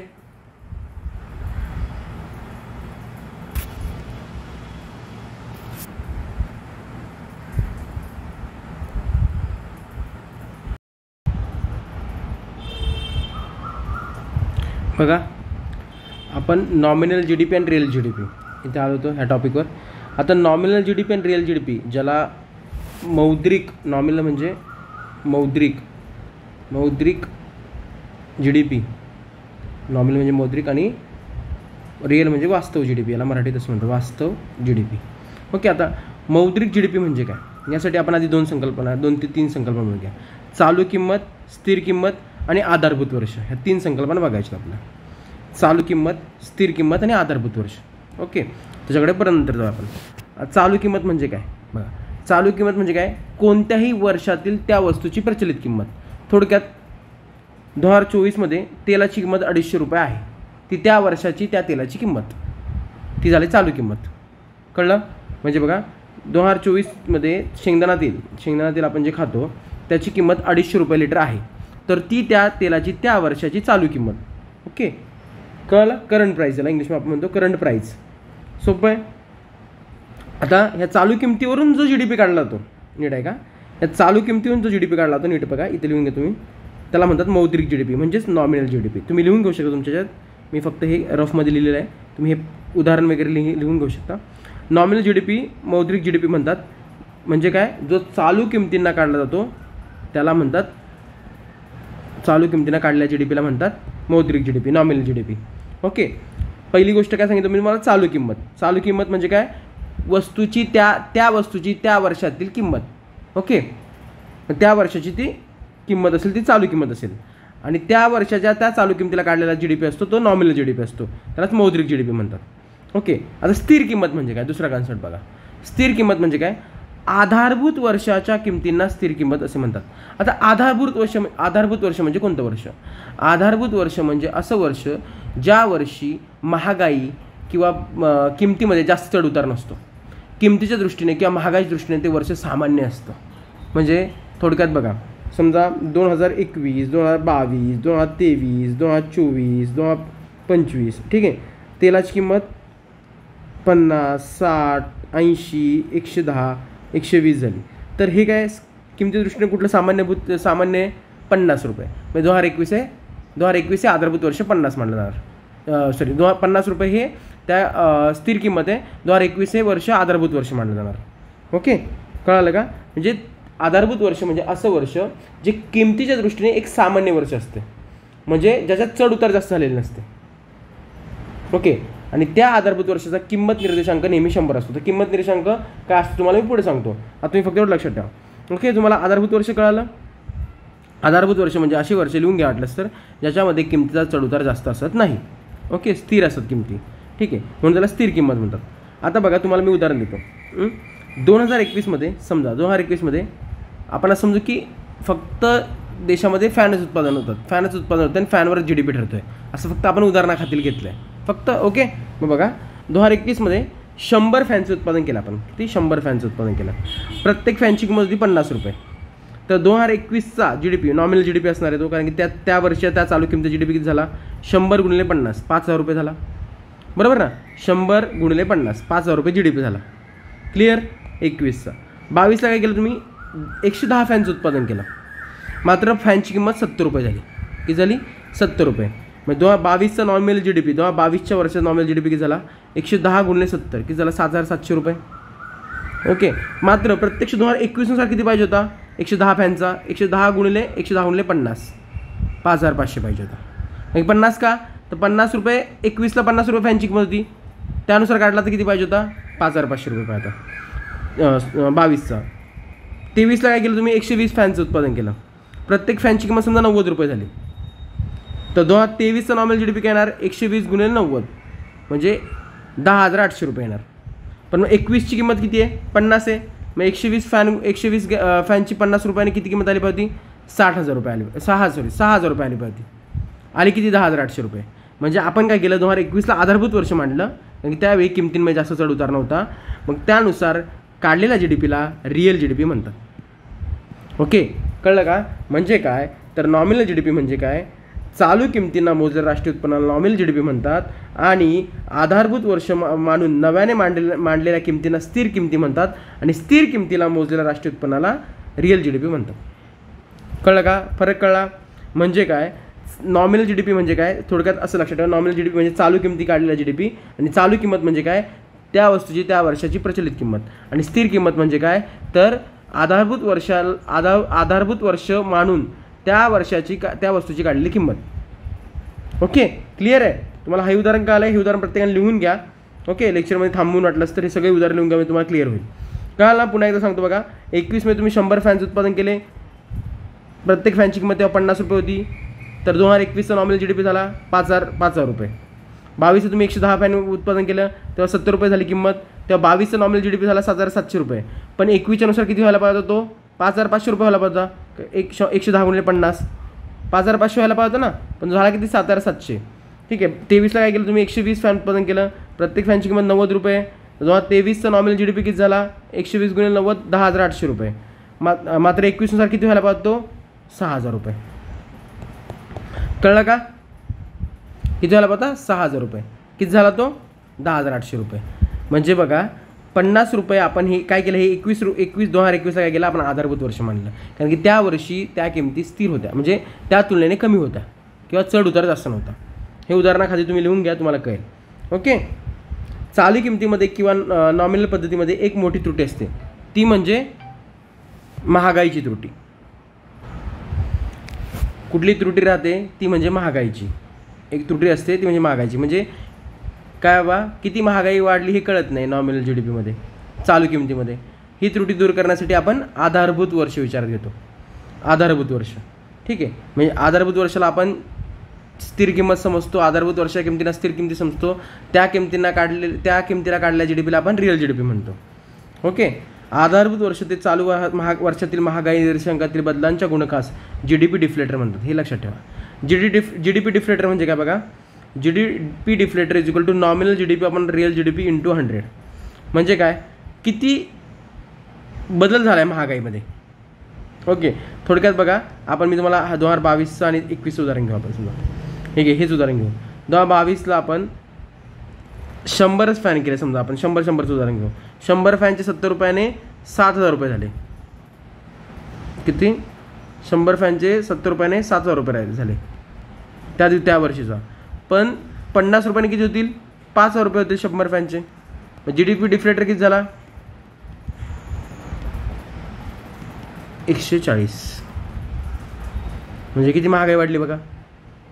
कळलं का. 140% 140 म्हणजे 1.4 पट महागाई वाढली जवळपास. बरोबर आहे. हे GDP डिफ्लेटर सांगतं. बरं ना. बघा GDP डिफ्लेटर हा किंमत निर्देशांकात हवे तर महागाई निर्देशांक आहे. तसं GDP डिफ्लेटर हा किमतीमध्ये होणारा बदल दर्शवतो, GDP मधील नव्हे. लक्षात ठेवा. स्टार कोणता. GDP डिफ्लेटर हा GDP मधील बदल दर्शवत नाही तर किमतीमध्ये होणारा बदल दर्शवतो. ओके. GDP डिफ्लेटर म्हणजे काय nominal GDP upon real GDP. कळलं तुम्हाला. नॉमिनल GDP आपण 70 फॅनचा 100 फॅनचा किती झाला, 70 रुपयांनी 7,000 रुपये झाला. पण तोच किती व्हायला पाहिजे 100 फॅनचा, 5,000 रुपये व्हायला पाहिजे. म्हणजे किती 1.4 पट महागाई वाढली मागे त्या वर्षात तुलनेत, मागच्या त्या आधारभूत वर्षात तुलनेत.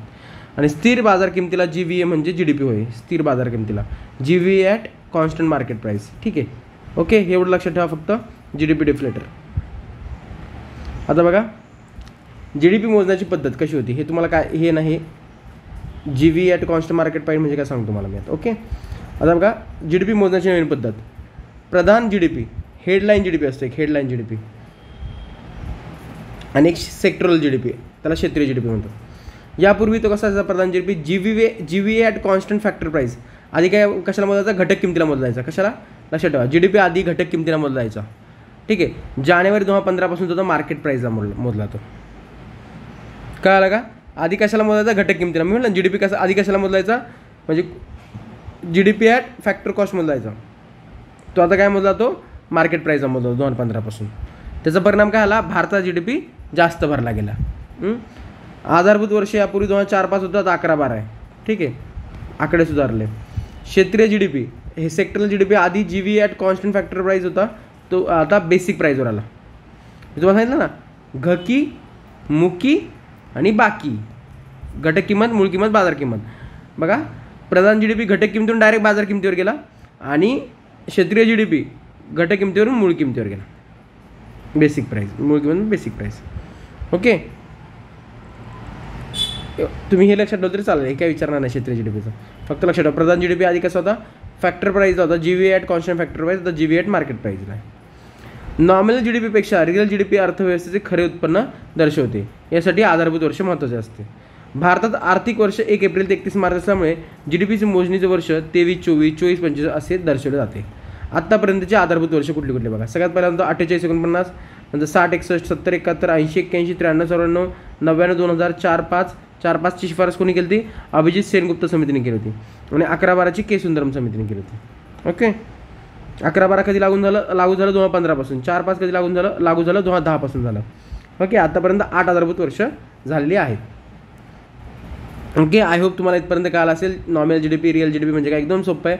कोणाला काही जर कळालं नाही तर मला कधीही तुम्ही टेलिग्रामला पर्सनल मेसेज करा की सर हा टॉपिक मला कळाला नाही, हा मला कळाला नाही.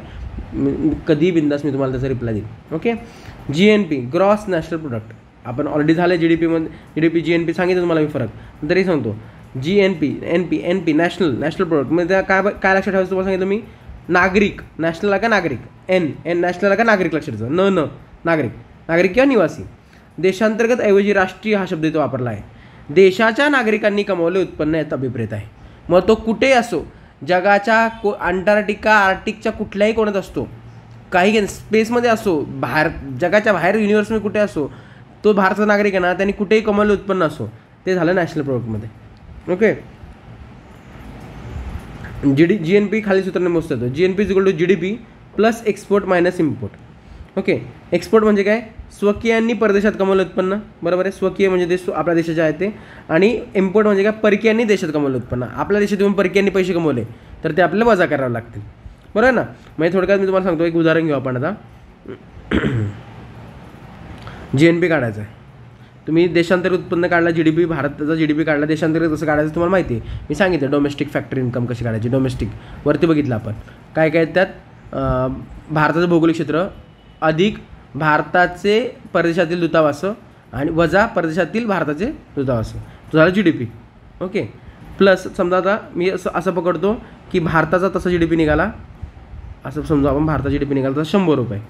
ओके, आता त्याच्यामध्ये अशी लोक असतील, म्हणजे आपली भारतातली लोक असतील जे अमेरिकेत स्थायिक आहेत. ओके, आणि अमेरिकेत स्थायिक आहेत, त्यांना भारताचा व्हिसा आहे, ते भारताचे नागरिक आहेत, आणि ती त्यांनी 40 रुपये कमवले असतील, खाजगी लोक. अशी काही लोक असतील अमेरिकेची, चायनाची, इंग्लंडची, कुठली जे आपल्या देशात असतील आणि आपल्या देशात पैसे कमवत असतील, त्यांनी कमवले 30 रुपये. तुमचा GNP किती झाला बघा, 100 अधिक 40, 100 GDP झाला, 40 एक्सपोर्ट झाला, वजा 30 10, 100 अधिक 40 140 वजा 30 किती झाले, 110 रुपये तुमचा GNP झाला. कळलं. एक्स मायनस एम याला परदेशातून कमवायला निव्वळ घटक उत्पन्न नेट फॅक्टरी इन्कम ॲब्रॉड असे संबोधलं ते. हे बघा, हे फॅक्टर इन्कम फ्रॉम ॲब्रॉड हे कसे येतं, GNPमध्ये येतं. आणि हा प्रश्न तुम्हाला बघा इथं होता प्रश्नामध्ये, फॅक्टर इन्कम फ्रॉम ॲब्रॉड. मी तुम्हाला म्हटलं ना, तुम्हाला मी सांगतो ते काय. एक मिनटं, प्रश्न होता इकडे, जस्ट वेट, तुम्हाला दाखवतो मी प्रश्न. फॅक्टर इन्कम फ्रॉम ॲब्रॉड हे कसं येतं, GNPमध्ये. ओके, कळलं? फॅक्टर इन्कम फ्रॉम ॲब्रॉड कसं येतं, GNPमध्ये. कळालं हा मुद्दा? फॅक्टर इन्कम फ्रॉम ॲब्रॉड म्हणजे कळालं, net factor income from abroad export minus import करायचं GDPमधून. म्हणजे GDP आणि GNPमध्ये यामध्ये परदेशातून कमवलेल्या निव्वळ उत्पन्नाचा फरक असतो, बाकी काही नाही. GDP आणि GNPमध्ये परदेशातून कमवलेला निव्वळ उत्पन्नाचा फरक असतो. ओके, आता GDP आणि GNPमधला फरक बघा, लिहिला व्याख्या काय, एका आर्थिक वर्षात देशांतर्गत संस्थांनी कमवले उत्पन्न. हे ओके, ही उत्पन्नाची व्याख्या. GNPची व्याख्या, एका आर्थिक वर्षात देशाच्या नागरिकांनी कमवले उत्पन्न. एकदम सोपं आहे. आकलन हे GDP संख्यात्मक आहे, हे GNP गुणात्मक आहे. ठीक आहे, हे गुणात्मक आहे, ही संख्यात्मक आहे. आधार काय, हे राहण्याचे स्थान आधार आहे. इथं काय, नागरिकत्व आधार आहे. बरोबर ना, नागरिकांनी कमवलं उत्पन्न आहे. इथं ठिकाण, हे ठिकाण कुठे आहे, त्या ठिकाणावर ते अवलंबून आहे. मोजपट्टी ही राष्ट्रीय आहे आणि ही आंतरराष्ट्रीय आहे. ठीक आहे, राष्ट्रीय स्तरावर हिला जास्त मान्यता आहे, ही आंतरराष्ट्रीय स्तरावर मान्यता येईल. काय प्रदर्शित होतं यामुळे, अर्थव्यवस्थेचं अंतर्गत आर्थिक सामर्थ्य, म्हणजे भौगोलिक किंवा आर्थिक प्रदेशामध्ये अर्थव्यवस्था किती प्रबळ दिसतं. आणि याच्यामुळे अर्थव्यवस्था अंतर्गत आर्थिक सामर्थ्य तसेच बहिर्गत शक्ती, बाहेरसुद्धा लोक आपली किती कमवतात हे सुद्धा याच्यामुळे कळतं. बरोबर ना, नागरिक बाहेर आहेत, आपले बाहेरचे नागरिकसुद्धा, त्याच्यामुळे बहिर्गत शक्तीसुद्धा कळते. ओके, आता NNP तुम्हाला सांगितलं मी काय करायचं, फक्त घसारा वजा करायचा. मी बाकीचं काय सांगत नाही तुम्हाला, आपला ऑलरेडी झालं आहे. NNP is equal to net N आला का, नेट पहिला एन म्हणजे net national product, GNP minus depreciation. Okay, GDP minus depreciation NDP, GNP minus D, GDP म्हणून घसारा, D म्हणजे डिप्रिसिएशन, GDP वजा घसारा NDP. ओके, GNP वजा घसारा NNP. GDP मधून एक्सपोर्ट मायनस इम्पोर्ट केला तर GNP येणार. सेम तसंच. दरडोई उत्पन्न बघा, सोपं आहे म्हणून मी घेत नाही, ऑलरेडी घेतलेलं आहे मी. दरडोई उत्पन्न पण तुम्हाला सांगितलं मी. दरडोई उत्पन्न म्हणजे देशातील लोकांचे सरासरी उत्पन्न होय. एखाद्या अर्थव्यवस्थेत दरडोई उत्पन्न म्हणजे सरासरी उत्पन्न होय, सीमांत उत्पन्न नव्हे. ओके, सरासरी प्रत्येक व्यक्तीचे सरासरी उत्पन्न काढलं तर, म्हणजे समजा पर कॅपिटा म्हणजे प्रतिमानशी उत्पन्न, समजा X या व्यक्तीचं उत्पन्न 100 रुपये, Y या व्यक्तीचं उत्पन्न 150 रुपये, Z या व्यक्तीचे 200 रुपये, तर याचं सरासरी किती येईल बघा, 100. सरासरी काढता येत तुम्हाला, 150 अधिक 200, 300 आणि 450, 450 भागिले 3 किती येणार, 150. हे पर कॅपिटा सरासरी लोकांचं उत्पन्न झालं. ओके, आता वैयक्तिक उत्पन्न आणि व्ययक्षम उत्पन्न, पर्सनल इन्कम आणि डिस्पोजेबल इन्कम, हे तुम्हाला मी सांगितलं होतं, मी काल थोडा उल्लेख केला होता. आपण याचं बघणार आहे, पर्सनल इन्कम आणि डिस्पोजेबल इन्कम म्हणजे काय बघा. आता पर्सनल इन्कम म्हणजे काय आणि त्यात राष्ट्रीय उत्पन्न आणि वैयक्तिक उत्पन्नामध्ये काय फरक आहे हा बघा. राष्ट्रीय उत्पन्नात केवळ कमावलेलेच उत्पन्न मोजले जाते, जे तुम्ही कमवता ना मेहनतीने तेच. ओके, उदाहरणार्थ बेरोजगार भत्ता हा कमावलेला नसल्याने तो वैयक्तिक उत्पन्नात मोजला जातो, राष्ट्रीय उत्पन्नात नव्हे. बेरोजगारी भत्ता हा तुम्ही बसून भेटला तुम्हाला, तो वैयक्तिक उत्पन्नात येणार, तो राष्ट्रीय उत्पन्नात मोजला जाणार नाही. हे उत्पन्न म्हणजे न कमवता मिळालं उत्पन्न आहे. म्हणजे काय, income received but not earn. उत्पन्न आलंय, इन्कम रिसिव्ह आली आहे, पण ती कमवलेली नाही, नॉट अर्न. ओके, त्याला IRBANE, income receive but not earn. अजून काय काय उदाहरण आहे बघा, नरेगामधून मिळणारा बेरोजगार भत्ता, सामाजिक सुरक्षा देयके, पेन्शन, वेलफेअर स्कीम्स, ते 6,000 शेतकऱ्यांना भेटवतात. आता 6,000 परत श्रमयोगी मानधन योजना, तुम्ही योजनामध्ये बघा किती मुलींना शिष्यवृत्ती दिल्या जातात वगैरे. ते कमवलेलं उत्पन्न आहे का, नाही. ते काय पर्सनल उत्पन्न आहे, ते राष्ट्रीय उत्पन्नात येणार का, नाही. तुम्हाला सांगितलं मी, राष्ट्रीय उत्पन्नात गैरघटक उत्पन्न येत नाही. त्यासाठी पुन्हा एकदा वाटल्याचं लेक्चर बघा, एकदम क्लिअर घेतलेलं आहे, याच्यापेक्षा भारी कोणीही घेऊ शकत नाही, आय गॅरंटी यू. ओके, एखाद्याच्या वेतनातून काही रक्कम भविष्य निर्वाह निधीत वर्ग झाली बघा. आता आपलं काय करतं, सरकार काय करतं, आता तुम्ही जर सरकारी नोकर झालात, तुम्हाला कळेल की तुमच्यातून काहीतरी रक्कम कट होते, तुमच्या पगारातून कट होते. ओके, ही रक्कम कमवली पण मिळाली नाही. तुम्ही रक्कम कमवली, समजा तुमचा 10,000 रुपये पगार आहे, ओके, त्यातले 10% सरकारने घेतले, म्हणजे 1000 रुपये घेतले आणि तुमच्या प्रोव्हिडंट फंडमध्ये टाकले, भविष्य निर्वाह निधी, तुमच्या भविष्य सुरक्षेसाठी 1000 रुपये टाकले. हे तुम्ही कमवलेत, तुमच्या पगारातून मात्र सरकारने काढून घेतलं. ही रक्कम कमावली पण तुम्हाला मिळाली नाही, म्हणजेच कमावलेली असल्यामुळे ही रक्कम राष्ट्रीय उत्पन्नात मोजली जाते पण वैयक्तिक उत्पन्नात मोजली जात नाही, कारण की तुमच्याकडे नाही. ती सध्या अवेलेबल आहे का तुमच्याकडे वैयक्तिक उत्पन्नात? ती नाही. ती कारण की ती कुठे आता ती तुमच्या प्रोव्हिडंट फंडमध्ये. तुम्हाला ती आता वापरता येणार का? नाही, नंतर वापरता येणार आहे. ती राष्ट्रीय उत्पन्नात घेतली जाईल कारण की ती कमवली म्हणून, पण वैयक्तिक उत्पन्नात मोजली जात नाही. म्हणजे हे उत्पन्न म्हणजे काय? कमावूनही न मिळाले उत्पन्न, इन्कम रिसिव्ड,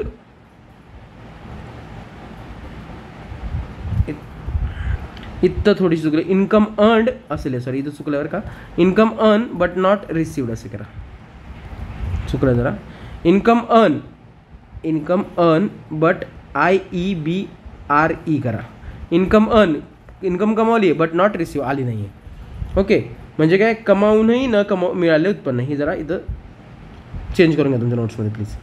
मग इथं हे पण करून घ्या, income earn but not receive, IEBNR करा बरं का, इथं चुकलं आहे. IEBNRची उदाहरणं काय? सोशल सिक्युरिटी टॅक्सेस, डिव्हिडंड, लाभांश असतील, कुठल्याही कंपनीचे लाभांश वगैरे असतील ते पण. तर वैयक्तिक उत्पन्नात काय येणार? GDP plus income receive but not earn minus income earn but not receive. म्हणजे कळालं थोडक्यात? GDP 100 रुपये काय असेल पूर्ण काढला आपण समजा, plus income receive but not earn, समजा इन्कम रिसिव्ह बेरोजगारी भत्ता आला तुम्हाला 10 रुपये, इन्कम रिसिव्ह केली बट नॉट अर्न, ठीक आहे. पण तुमच्या पगारातून 8 रुपये काटलेले आहेत, income earn but not receive. तुम्ही इन्कम अर्न केलेली आहे पण तुमची ती पगारातून भविष्य निर्वाह निधीसाठी काढलेली आहे. मग तुमचं झाला वैयक्तिक उत्पन्न किती झालं? 100 110 वजा 8 102 रुपये. ओके, आता डिस्पोजेबल इन्कम, व्यवक्षम उत्पन्न, डिस्पोजेबल ही एक वेगळी संकल्पना आहे. वैयक्तिक उत्पन्नातून वैयक्तिक कर आणि बचत स्वरूपातील रक्कम वगळल्यानंतर उर्वरित उत्पन्न म्हणजे वैयक्षम उत्पन्न होय. ओके, म्हणजे काय? पर्सनल टॅक्स वजा करायचं त्याच्यातून आणि सेविंग वजा करायच्या. ओके, म्हणजे काय? अशी रक्कम जी तुम्हाला खर्च करायला उपलब्ध असते, जी रक्कम तुम्हाला खर्च करायला उपलब्ध असते. म्हणजे थोडक्यात सांगतो तुम्हाला, तुमचा पगार आहे 1 लाख रुपये असं धरू आपण. तुम्ही अधिकारी क्लास 1, आता राज्यसेवेचे पेपर येत आहे, तुम्ही क्लास 1 अधिकारी झालात.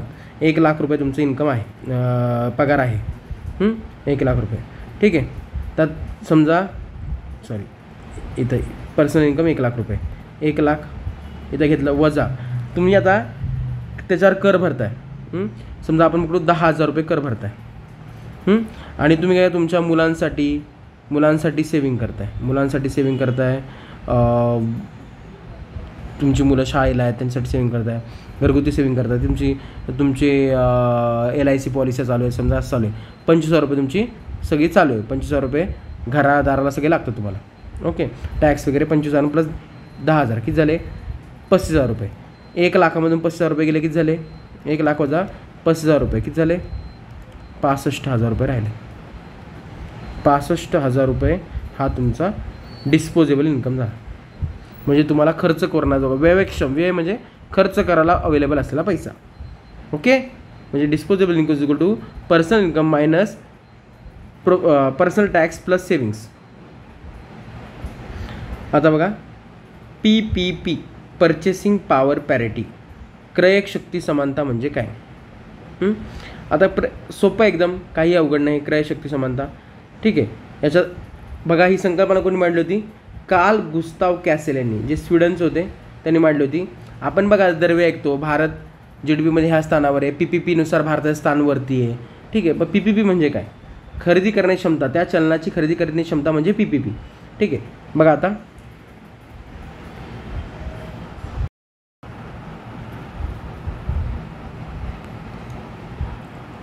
बघा, आपण पर्चेसिंग पॉवर पॅरिटी, क्रय शक्ती समानता, पर्चेसिंग पॉवर पॅरिटी म्हणजे काय बघणार आहोत, ठीक आहे. आता तुम्ही ऐकलं असेल की भारत GDPमध्ये 10व्या क्रमांकावर, 5व्या क्रमांकावर, किती क्रमांकावर असेल तर असेल, ठीक आहे. GDP दरवर्षी क्रमांक बदलत राहतो, ठीक आहे. ते बघूया आपण, क्रमांक बघणार आहे GDPनुसार किती क्रमांकावर आहे. पण PPPनुसार भारताचा क्रमांक वरती असतो त्या तुलनेत GDPपेक्षा. ओके, मग असं का असतं? PPP म्हणजे नेमकं काय? ओके, मग ते आपण समजूया. PPP म्हणजे काय, पर्चेसिंग पॉवर पॅरिटी म्हणजे काय. तर बघा, ही संकल्पना पण कोणी मांडली, कार्ल गुस्ताव कॅसेल, जे स्वीडनचे अर्थतज्ञ आहेत, त्यांनी ही संकल्पना मांडलेली आहे, कार्ल गुस्ताव कॅसेल यांनी. ओके, फक्त मी तुम्हाला हे सांगतो कसं ओळखायचं बघा ते. PPP कसं लक्षात ठेवा, सोपं एकदम. एक उदाहरण घेतलं मी तुम्हाला. उदाहरणामध्ये आता आपण चलनाचा विनिमय दर म्हणजे बघा, आपण म्हणतो बघा $1 = ₹100, $1 = काय असेल ते. ओके, सध्या असं उदाहरणादाखल घेऊया आपण की $1 USA म्हणजे भारताचे ₹100 आणि फ्रान्सचे €10 असं उदाहरण घेतलं आपण. फक्त उदाहरणाखाली सध्या असं उदाहरण पकडूया आपण. म्हणजे $1 = ₹100 = €10. कळलं? म्हणजे ह्या तिन्हींची किंमत $1 झाली. $1च्या समान येते तिन्हींची किंमत. ओके, मात्र वस्तूची किंमत प्रत्येक देशाच्या बाजारात वेगवेगळी असेल. ठीक आहे, म्हणजे 1 किलो टोमॅटो भारतात $1 म्हणजे ₹100 मिळेल असं नाही. तो भारतात त्याची किंमत वेगळी असेल, मात्र USA वेगळी असेल. कळलं का? उदाहरण घेऊया आपण. 1 किलो टोमॅटो USA $1 भेटतोय. 1 किलो टोमॅटोला USA तुम्हाला $1 द्यावे लागतात. तेच भारतात तुम्हाला 1 किलो टोमॅटोला ₹50 द्यावे लागतात. फ्रान्समध्ये €4 द्यावे लागतात. किती द्यावे लागतात? फ्रान्समध्ये €4 द्यावे लागतात. म्हणजे प्रत्येक चलनाची खरेदी शक्ती वेगळी आहे. आता तुम्ही याच्यानुसार केलं तर $1 = ₹100 होते, पण ह्या वस्तूनुसार केलं तर $1 = घेणार ₹50. म्हणजे किती झालं? $1 = इथं $2 झाले, कारण की इथं ₹100 होते. ₹50 $1 इथं पडला, बरोबर ना. इथं $50 $1 पडला, पण तसा किती रुपयाला आहे? विनिमय दरामध्ये ₹100 आहे, बरोबर ना, वस्तूच्या नुसार. मग $1 = इथे किती झाला? $2 झाला. का? वस्तूच्या खरेदी शक्तीनुसार, बरं का, वस्तूच्या. की इथं ₹100 2 किलो टोमॅटो येणार आहेत, म्हणजे $2 झाला. आणि €4 आहेत, हा $2.5 झाला इथं. का $2.5 झाला? इथं €4 1 किलो टोमॅटो येतात, तर €10 किती येतील? 2.5 किलो टोमॅटो, म्हणजे 2.5 किलो टोमॅटो येतील, म्हणजे €2.5 झाला, $2.5 झाला. कळलं का? म्हणजे वस्तूनुसार याची खरेदी शक्ती बदलली. प्रत्येक चलनाची खरेदी वस्तूनुसार बदलते. कळलं का? हा फरक आहे. आता कसं ठरतं बघा ते. 2 देशातील राहणीमानांचा खर्च, चलनवाढीचा दर, मागणीचे स्वरूप वेगवेगळे असू शकते. त्यामुळे 2 देशांच्या क्रयशक्तीत तफावत निर्माण होते. क्रयशक्तीत आधारित विनिमय दर काढायचा असेल तर 2 देशातील वस्तू व सेवांच्या टोपलीत किमतीची तुलना करतात. वस्तू व सेवांच्या टोपलीतील किमतीची तुलना करतात. आणि यासाठी सूत्र आहे PPP, purchasing power parity = foreign price upon domestic price. Okay, foreign price म्हणजे त्याच वस्तूच्या 1 किलो टोमॅटोची बाहेर प्राईस, समजा आपण असं पकडू की आपल्याकडे 1 किलो टोमॅटो ₹50 आहे आणि तिकडं फॉरेनमध्ये तेच 1 किलो टोमॅटो देण्यासाठी भारतीय तुम्हाला ₹100 द्यावे लागतात. कळलं? तर PPP किती झाली? 2. पर्चेसिंग पॉवर पॅरिटी 2 झाली. कळलं का? म्हणजे काय, आपली पर्चेसिंग पॉवर पॅरिटी चांगली आपल्या चलनाच्या अर्थ. ओके, एवढंच तुम्ही याच्यात लक्षात ठेवा PPP मध्ये. ओके, हे उदाहरण लिहून घ्या तुमच्या नोट्समध्ये, हे तुम्हाला क्लिअर होईल जास्त उदाहरण लिहिलं तर. ओके, पुढचा मुद्दा बघा आपण, ग्रीन GDP, ज्याला हरित GDP म्हणतात. हरित GDPची पहिल्यांदा संकल्पना कोणी वापरली होती? 2006 मध्ये चीनने वापरली होती. चीनने पहिल्यांदा प्रयत्न केला होता ग्रीन GDP मोजण्याचा. 2011ला भारताने पार्थ दासगुप्ता यांच्या अध्यक्षतेखाली एक समिती नेमली होती, तज्ज्ञ गट स्थापन केला होता, ज्यांनी 2013ला अहवाल सुपूर्द केला. ग्रीन GDP म्हणजे काही नाही, फक्त ग्रीन GDP = इथं CDP झालं, GDP करा, GDP - R - A. Green GDP = GDP - R - A. R म्हणजे काय? Expenditure require to restore environmental capital. आणि A म्हणजे काय? Expenditure to avoid destruction of environment capital. हे जाऊ द्या, हे असं एवढं काही इंग्लिशमध्ये लक्षात ठेवू नका, उगाच डोक्याला ताप नको. ग्रीन GDP = असं मी सांगते, लिहून घ्या. ग्रीन GDP = GDP मायनस पर्यावरणाला झालेली हानी. GDP वाढवण्यासाठी पर्यावरणाला झालेली हानी भरून काढण्याचा खर्च, झालेल्या हानी भरून काढण्यासाठीचा खर्च वजा करायचा. समजा थोडक्यात बघा, आता मी सांगतो तुम्हाला, उदाहरण घेतो. एक कारखाना स्थापन केला जंगलाच्या ठिकाणी. ओके, जंगलाच्या ठिकाणी तिथं जवळपास 10,000 झाडं कापली त्याच्या कारखान्यासाठी. ठीक आहे, त्या कारखान्यामुळं 10,000 रुपये GDP वाढला. आधी समजा 20,000 रुपये होता, तो 10,000 रुपये वाढला, 30,000 रुपये झाला. पण 10,000 झाडं कापली, तर त्या 10,000 झाडं कापली याचं नुकसान कोण भरायचं? GDP वाढला तुमचा, पण त्यामुळे पर्यावरणाला नुकसान झालं. ते पर्यावरणाचं नुकसान आपण करू 5,000 रुपये, ते वजा करायचं. ते वजा करून आला GDP ग्रीन GDP 25,000 रुपये तुमचा हा ग्रीन GDP लक्षात ठेवा. ओके. तसंच हाच ग्रीन GDP NNPS म्हणजे sustainable net national product. NNPS is equal to GNP minus DM minus DN. DM म्हणजे काय? Depreciation of manufactured capital minus depreciation of environmental capital. ठीक आहे. फक्त घसारा वजा करायचा त्यातून आणि एन्व्हायरमेंट काय म्हणतात आपला पर्यावरणाची जी हानी झाली ती वजा करायची. बाकी काही लक्षात ठेवू नका, हे फॉर्म्युले येणार नाही. ठीक आहे. हे उगाचच याच्यात दिलेत म्हणून फक्त तुम्ही हे लक्षात ठेवा, मी सांगितलं होतं. बाकी काही लक्षात ठेवू नका. ओके. हा एक लक्षात ठेवाटलं असतं. ओके. क्लिअर आहे? बस एवढं लक्षात ठेवा ग्रीन GDPचं. आता बघा, सांख्यिकी व कार्यान्वयन मंत्रालय कधी स्थापना आली? 15 ऑक्टोबर 1999 ही स्थापना झाली. Ministry of statistics and programme implementation, MOSPI त्याला म्हणतात इंग्लिशमध्ये. 15 ऑक्टोबर 1999 याची स्थापना झालेली आहे. ठीक आहे. आता बघा, NSO नॅशनल स्टॅटिस्टिकल ऑफिस मी तुम्हाला सांगितलं आलं आहे बघा. 2019 स्थापन झालं. CSO आणि NSSOच्या विलिनीकरणातून, बरोबर ना? CSO आणि NSSOच्या विलिनीकरणातून काय स्थापन झालं? NSO झालं. CSO कधीचं आहे? CSO आहे CSO म्हणजे सेंट्रल स्टॅटिस्टिकल ऑफिस. स्थापना 1951ला, हेडक्वार्टर दिल्ली. याचं कार्य काय होतं? सांख्यिक मानके तयार करणे आणि लागू करणे, राष्ट्रीय लेखे तयार करणे, GDP मोजणे, IIP industrial index of industrial production IIP आणि CPI कन्झ्युमर इंडेक्स जो असतो CPI आणि IIP हे मोजायचं काम हे करतो. कन्झ्युमर प्रोडक्शन इंडेक्स आणि IIP मोजायचं काम करतो CSO करायचा. ठीक आहे. आता हे सगळे NSO कडे गेले, त्यामुळे तुम्हाला लक्षात ठेवायची काही गरज नाही. फक्त NSO स्थापन झाले लक्षात ठेवा, प्रश्न येऊ शकतो. कुठली CSO आणि NSSOच्या विलिनीकरणातून कुठली संस्था स्थापन झाली? तर नॅशनल स्टॅटिस्टिकल ऑफिस. स्टार करून लक्षात ठेवा, स्टार. आणि NSSO नॅशनल सॅम्पल सर्वे ऑफिस. 50ला स्थापना, 70ला पुनर्रचना. सर्वेक्षण अंक वर्षातून 2दा प्रकाशित करते ती. सर्वेक्षण नावाचा अंक. याद्वारे आर्थिक, सामाजिक, कृषी, जनसांख्यिकीय, औद्योगिक संबंधित आकडेवारी गोळा करणे हा प्रमुख उद्देश असतो. ओके. याची स्थापना लिहून घ्या नीट. NSOची 23 मार्च 2019 लिहून घ्या. 23 मार्च 2019. ओके. हे लिहून घ्या 23 मार्च 2019. ओके. आणि अजून 2 संस्था लिहून घ्या. Indian statistical institute. मी जरा घाईत लिहिलेले आहेत अक्षरात, तुम्ही तुमच्या चांगल्या अक्षरात मी बोलतो तुम्ही लिहून घ्या. इंडियन स्टॅटिस्टिकल इन्स्टिट्यूट, भारतीय सांख्यिकीय संस्था. 1931मध्ये PC महालनोबिस यांनी स्थापन केली होती कलकत्त्याला, गैर नफा सोसायटी म्हणून. ओके. जी संख्या नावाचं मासिक प्रकाशित करते. संख्या नावाचं मासिक. कोण? Indian statistical institute. काय 1931ला कोणी स्थापन केली? PC महालनोबिसनी. कुठे? कलकत्त्याला. गैर नफा सोसायटीमधून म्हणून स्थापन केली ती, नॉन प्रॉफिट सोसायटी म्हणून. 1959ला राष्ट्रीय महत्त्वाची संस्था म्हणून तिला दर्जा दिला आहे आणि ती आता विद्यार्थ्यांना कोर्सेस वगैरे देते, कोर्सेस पुरवते स्टॅटिस्टिक्समध्ये. नॅशनल स्टॅटिस्टिकल कमिशन, राष्ट्रीय सांख्यिकी आयोग जानेवारी 2000मध्ये रंगराजन यांच्या अध्यक्षतेखाली पहिल्यांदा नेमण्यात आला. राष्ट्रीय सांख्यिकी आयोग हे लक्षात ठेवा.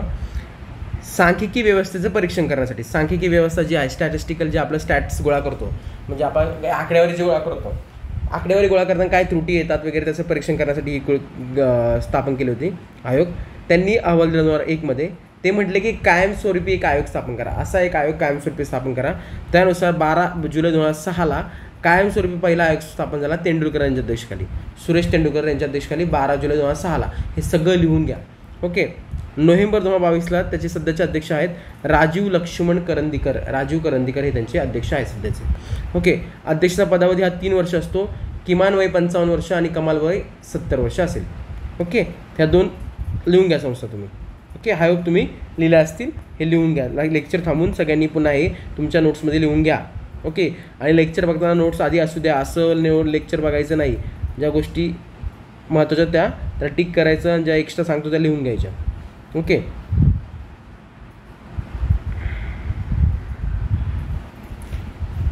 कुठल्याही देशाच्या याच्यामध्ये व्यापार चक्रामध्ये काही देशामध्ये आपण म्हणतो आपण मंदी आली, ठीक आहे. आपण बिझनेस सायकलमध्ये जनरली काय म्हणतो, ठीक आहे, सध्या व्यवस्थित आहे, मंदी आली, ठीक आहे, मंदी आली, घसरण झाली. मंदी आली म्हणजे काय आलं, मंदी आली म्हणजे एकदम बाजार मार्केटमध्ये काहीच कुठल्या वस्तूला भाव नाही, काही नाही. ओके, बेरोजगार होतात लोक, कारण की मंदी आल्यामुळे मागणी नसते, मागणी नसल्यामुळे उत्पादन होत नाही म्हणून रोजगार अवेलेबल नसतो. मंदी आली, मग मंदीसाठी काय करत जातं, शासन काय करतं, काहीतरी थोडंसं पुश देतं कुठंतरी, घे बाबा काहीतरी मंदीतून बाहेर देश बाहेर निघाला, पुनरुत्थान होतं, रिवायवल होतं. म्हणजे थोडं वर येतो देश. मग नंतर महागाई मग लोकांचा पैसा आला, हळूहळू महागाई वाढायला लागते. महागाई वाढली की मग हळूहळू पुन्हा घसरण व्हायला लागते, पुन्हा मंदी येते. हे सायकल असतं मंदीचं. मंदी, पुनरुत्थान, महागाई, इन्फ्लेशन, घसरण, पुन्हा मंदी, हे चक्रच चालू असतं. ठीक आहे, सोपं आहे. डिप्रेशन, रिवायवल, इन्फ्लेशन, रिसेशन आणि अगेन डिप्रेशन. आता रिवायवल और रिवायवरीचे शेप ऑफ रिकव्हरी कशी होतं, रिकव्हरी किंवा रिवायवल म्हणजे पुनरुत्थान. रिकव्हरीलाच रिवायवल म्हणतात. पुनरुत्थान कसं होतं बघा, आपण म्हणतोय. आज मला एक प्रश्न आला होता मागच्या वेळी, कुठल्याही भारताने कुठली शेप, GDPने कुठला शेप घेतला होता रिकव्हरीचा? यू शेप होता, आठवते का? यू शेप का व्ही शेप होता? मला कमेंट करून सांगा तुम्ही. कोरोनाच्या टायमाला भारताची GDPने कुठला कर्व घेतला होता? ओके, तर व्ही शेप आहे, यू शेप आहे, स्वूश शेप आहे. आता व्ही शेप बघा असा आहे, ठीक आहे. व्ही शेपमध्ये काय, economy recovers but activity permanently lost. Economy recover होते, अशी चालली आहे, पूर्ण घसरली, पुन्हा झपकन रिकवर झाली, पण ज्या ॲक्टिव्हिटी त्या लॉस झाल्या. ही काय U shape, recovery slower than U shape. V शेपपेक्षा स्लोवर होते ही रिकव्हरी, अशी होते, पण याच्यामध्ये ॲक्टिव्हिटी परमनंटली लॉस्ट होत नाहीत. Okay, recovery longer than V shape, faster than U shape, swoosh. म्हणजे ही ह्या दोघांच्या मधली परिस्थिती आहे, स्वूश, व्ही आणि यूच्या. झेड बघा, मंदीत आलं, उठलं, ओके, आली जाग्यावर, पुन्हा महागाई वाढली, पुन्हा महागाई घसरली. Spending search fuel GDP above pre crisis level. Okay, हे काय लक्षात ठेवू नका. डब्ल्यू बघा, घसरली, थोडी वर आली ती, पुन्हा घसरली, पुन्हा जाग्यावर आली. एल बघा, इकॉनॉमी नेवर फुल रिकवर्स. एकदा तडाला गेला का पुन्हा कधी रिकवर होत नाही, खाली जाते आणि मग तिथून पुढे चालू राहते. ओके, बस एवढं लक्षात ठेवा. ह्या रिकव्हरीचे शेप वगैरे विचारलं होते, बाकी काही नाही. ह्या चॅप्टरमध्ये मला वाटत नाही काही सोडलं आहे, सगळं घेतलेलं आहे. आणि एवढंच करायच्यापेक्षा बाहेर काही येणार नाही. GDP GNPचं परफेक्टली सांगतो तुम्हाला. काही जरी अडलं तरी मला कधीही कॉल मेसेज करू शकता. ओके, आय होप तुम्हाला क्लिअर झालं असेल. तुम्हाला जर मी घेतलेला चॅप्टर आवडला असेल तर मला नक्की मेसेज करा की सर येस मला आवडलेला हा चॅप्टर. नाही समजला तरी सांगा की सर मला हा नाही कळाला, की हे टॉपिक कळाला नाही, मला सांगा. मी त्याला पर्सनली टेलिग्रामला त्याने मेसेज करायचा. माझा टेलिग्राम ID तुम्हाला माहिती आहे, @akshay123321. Okay, clear? ठीक आहे, चलो बाय, टेक केअर.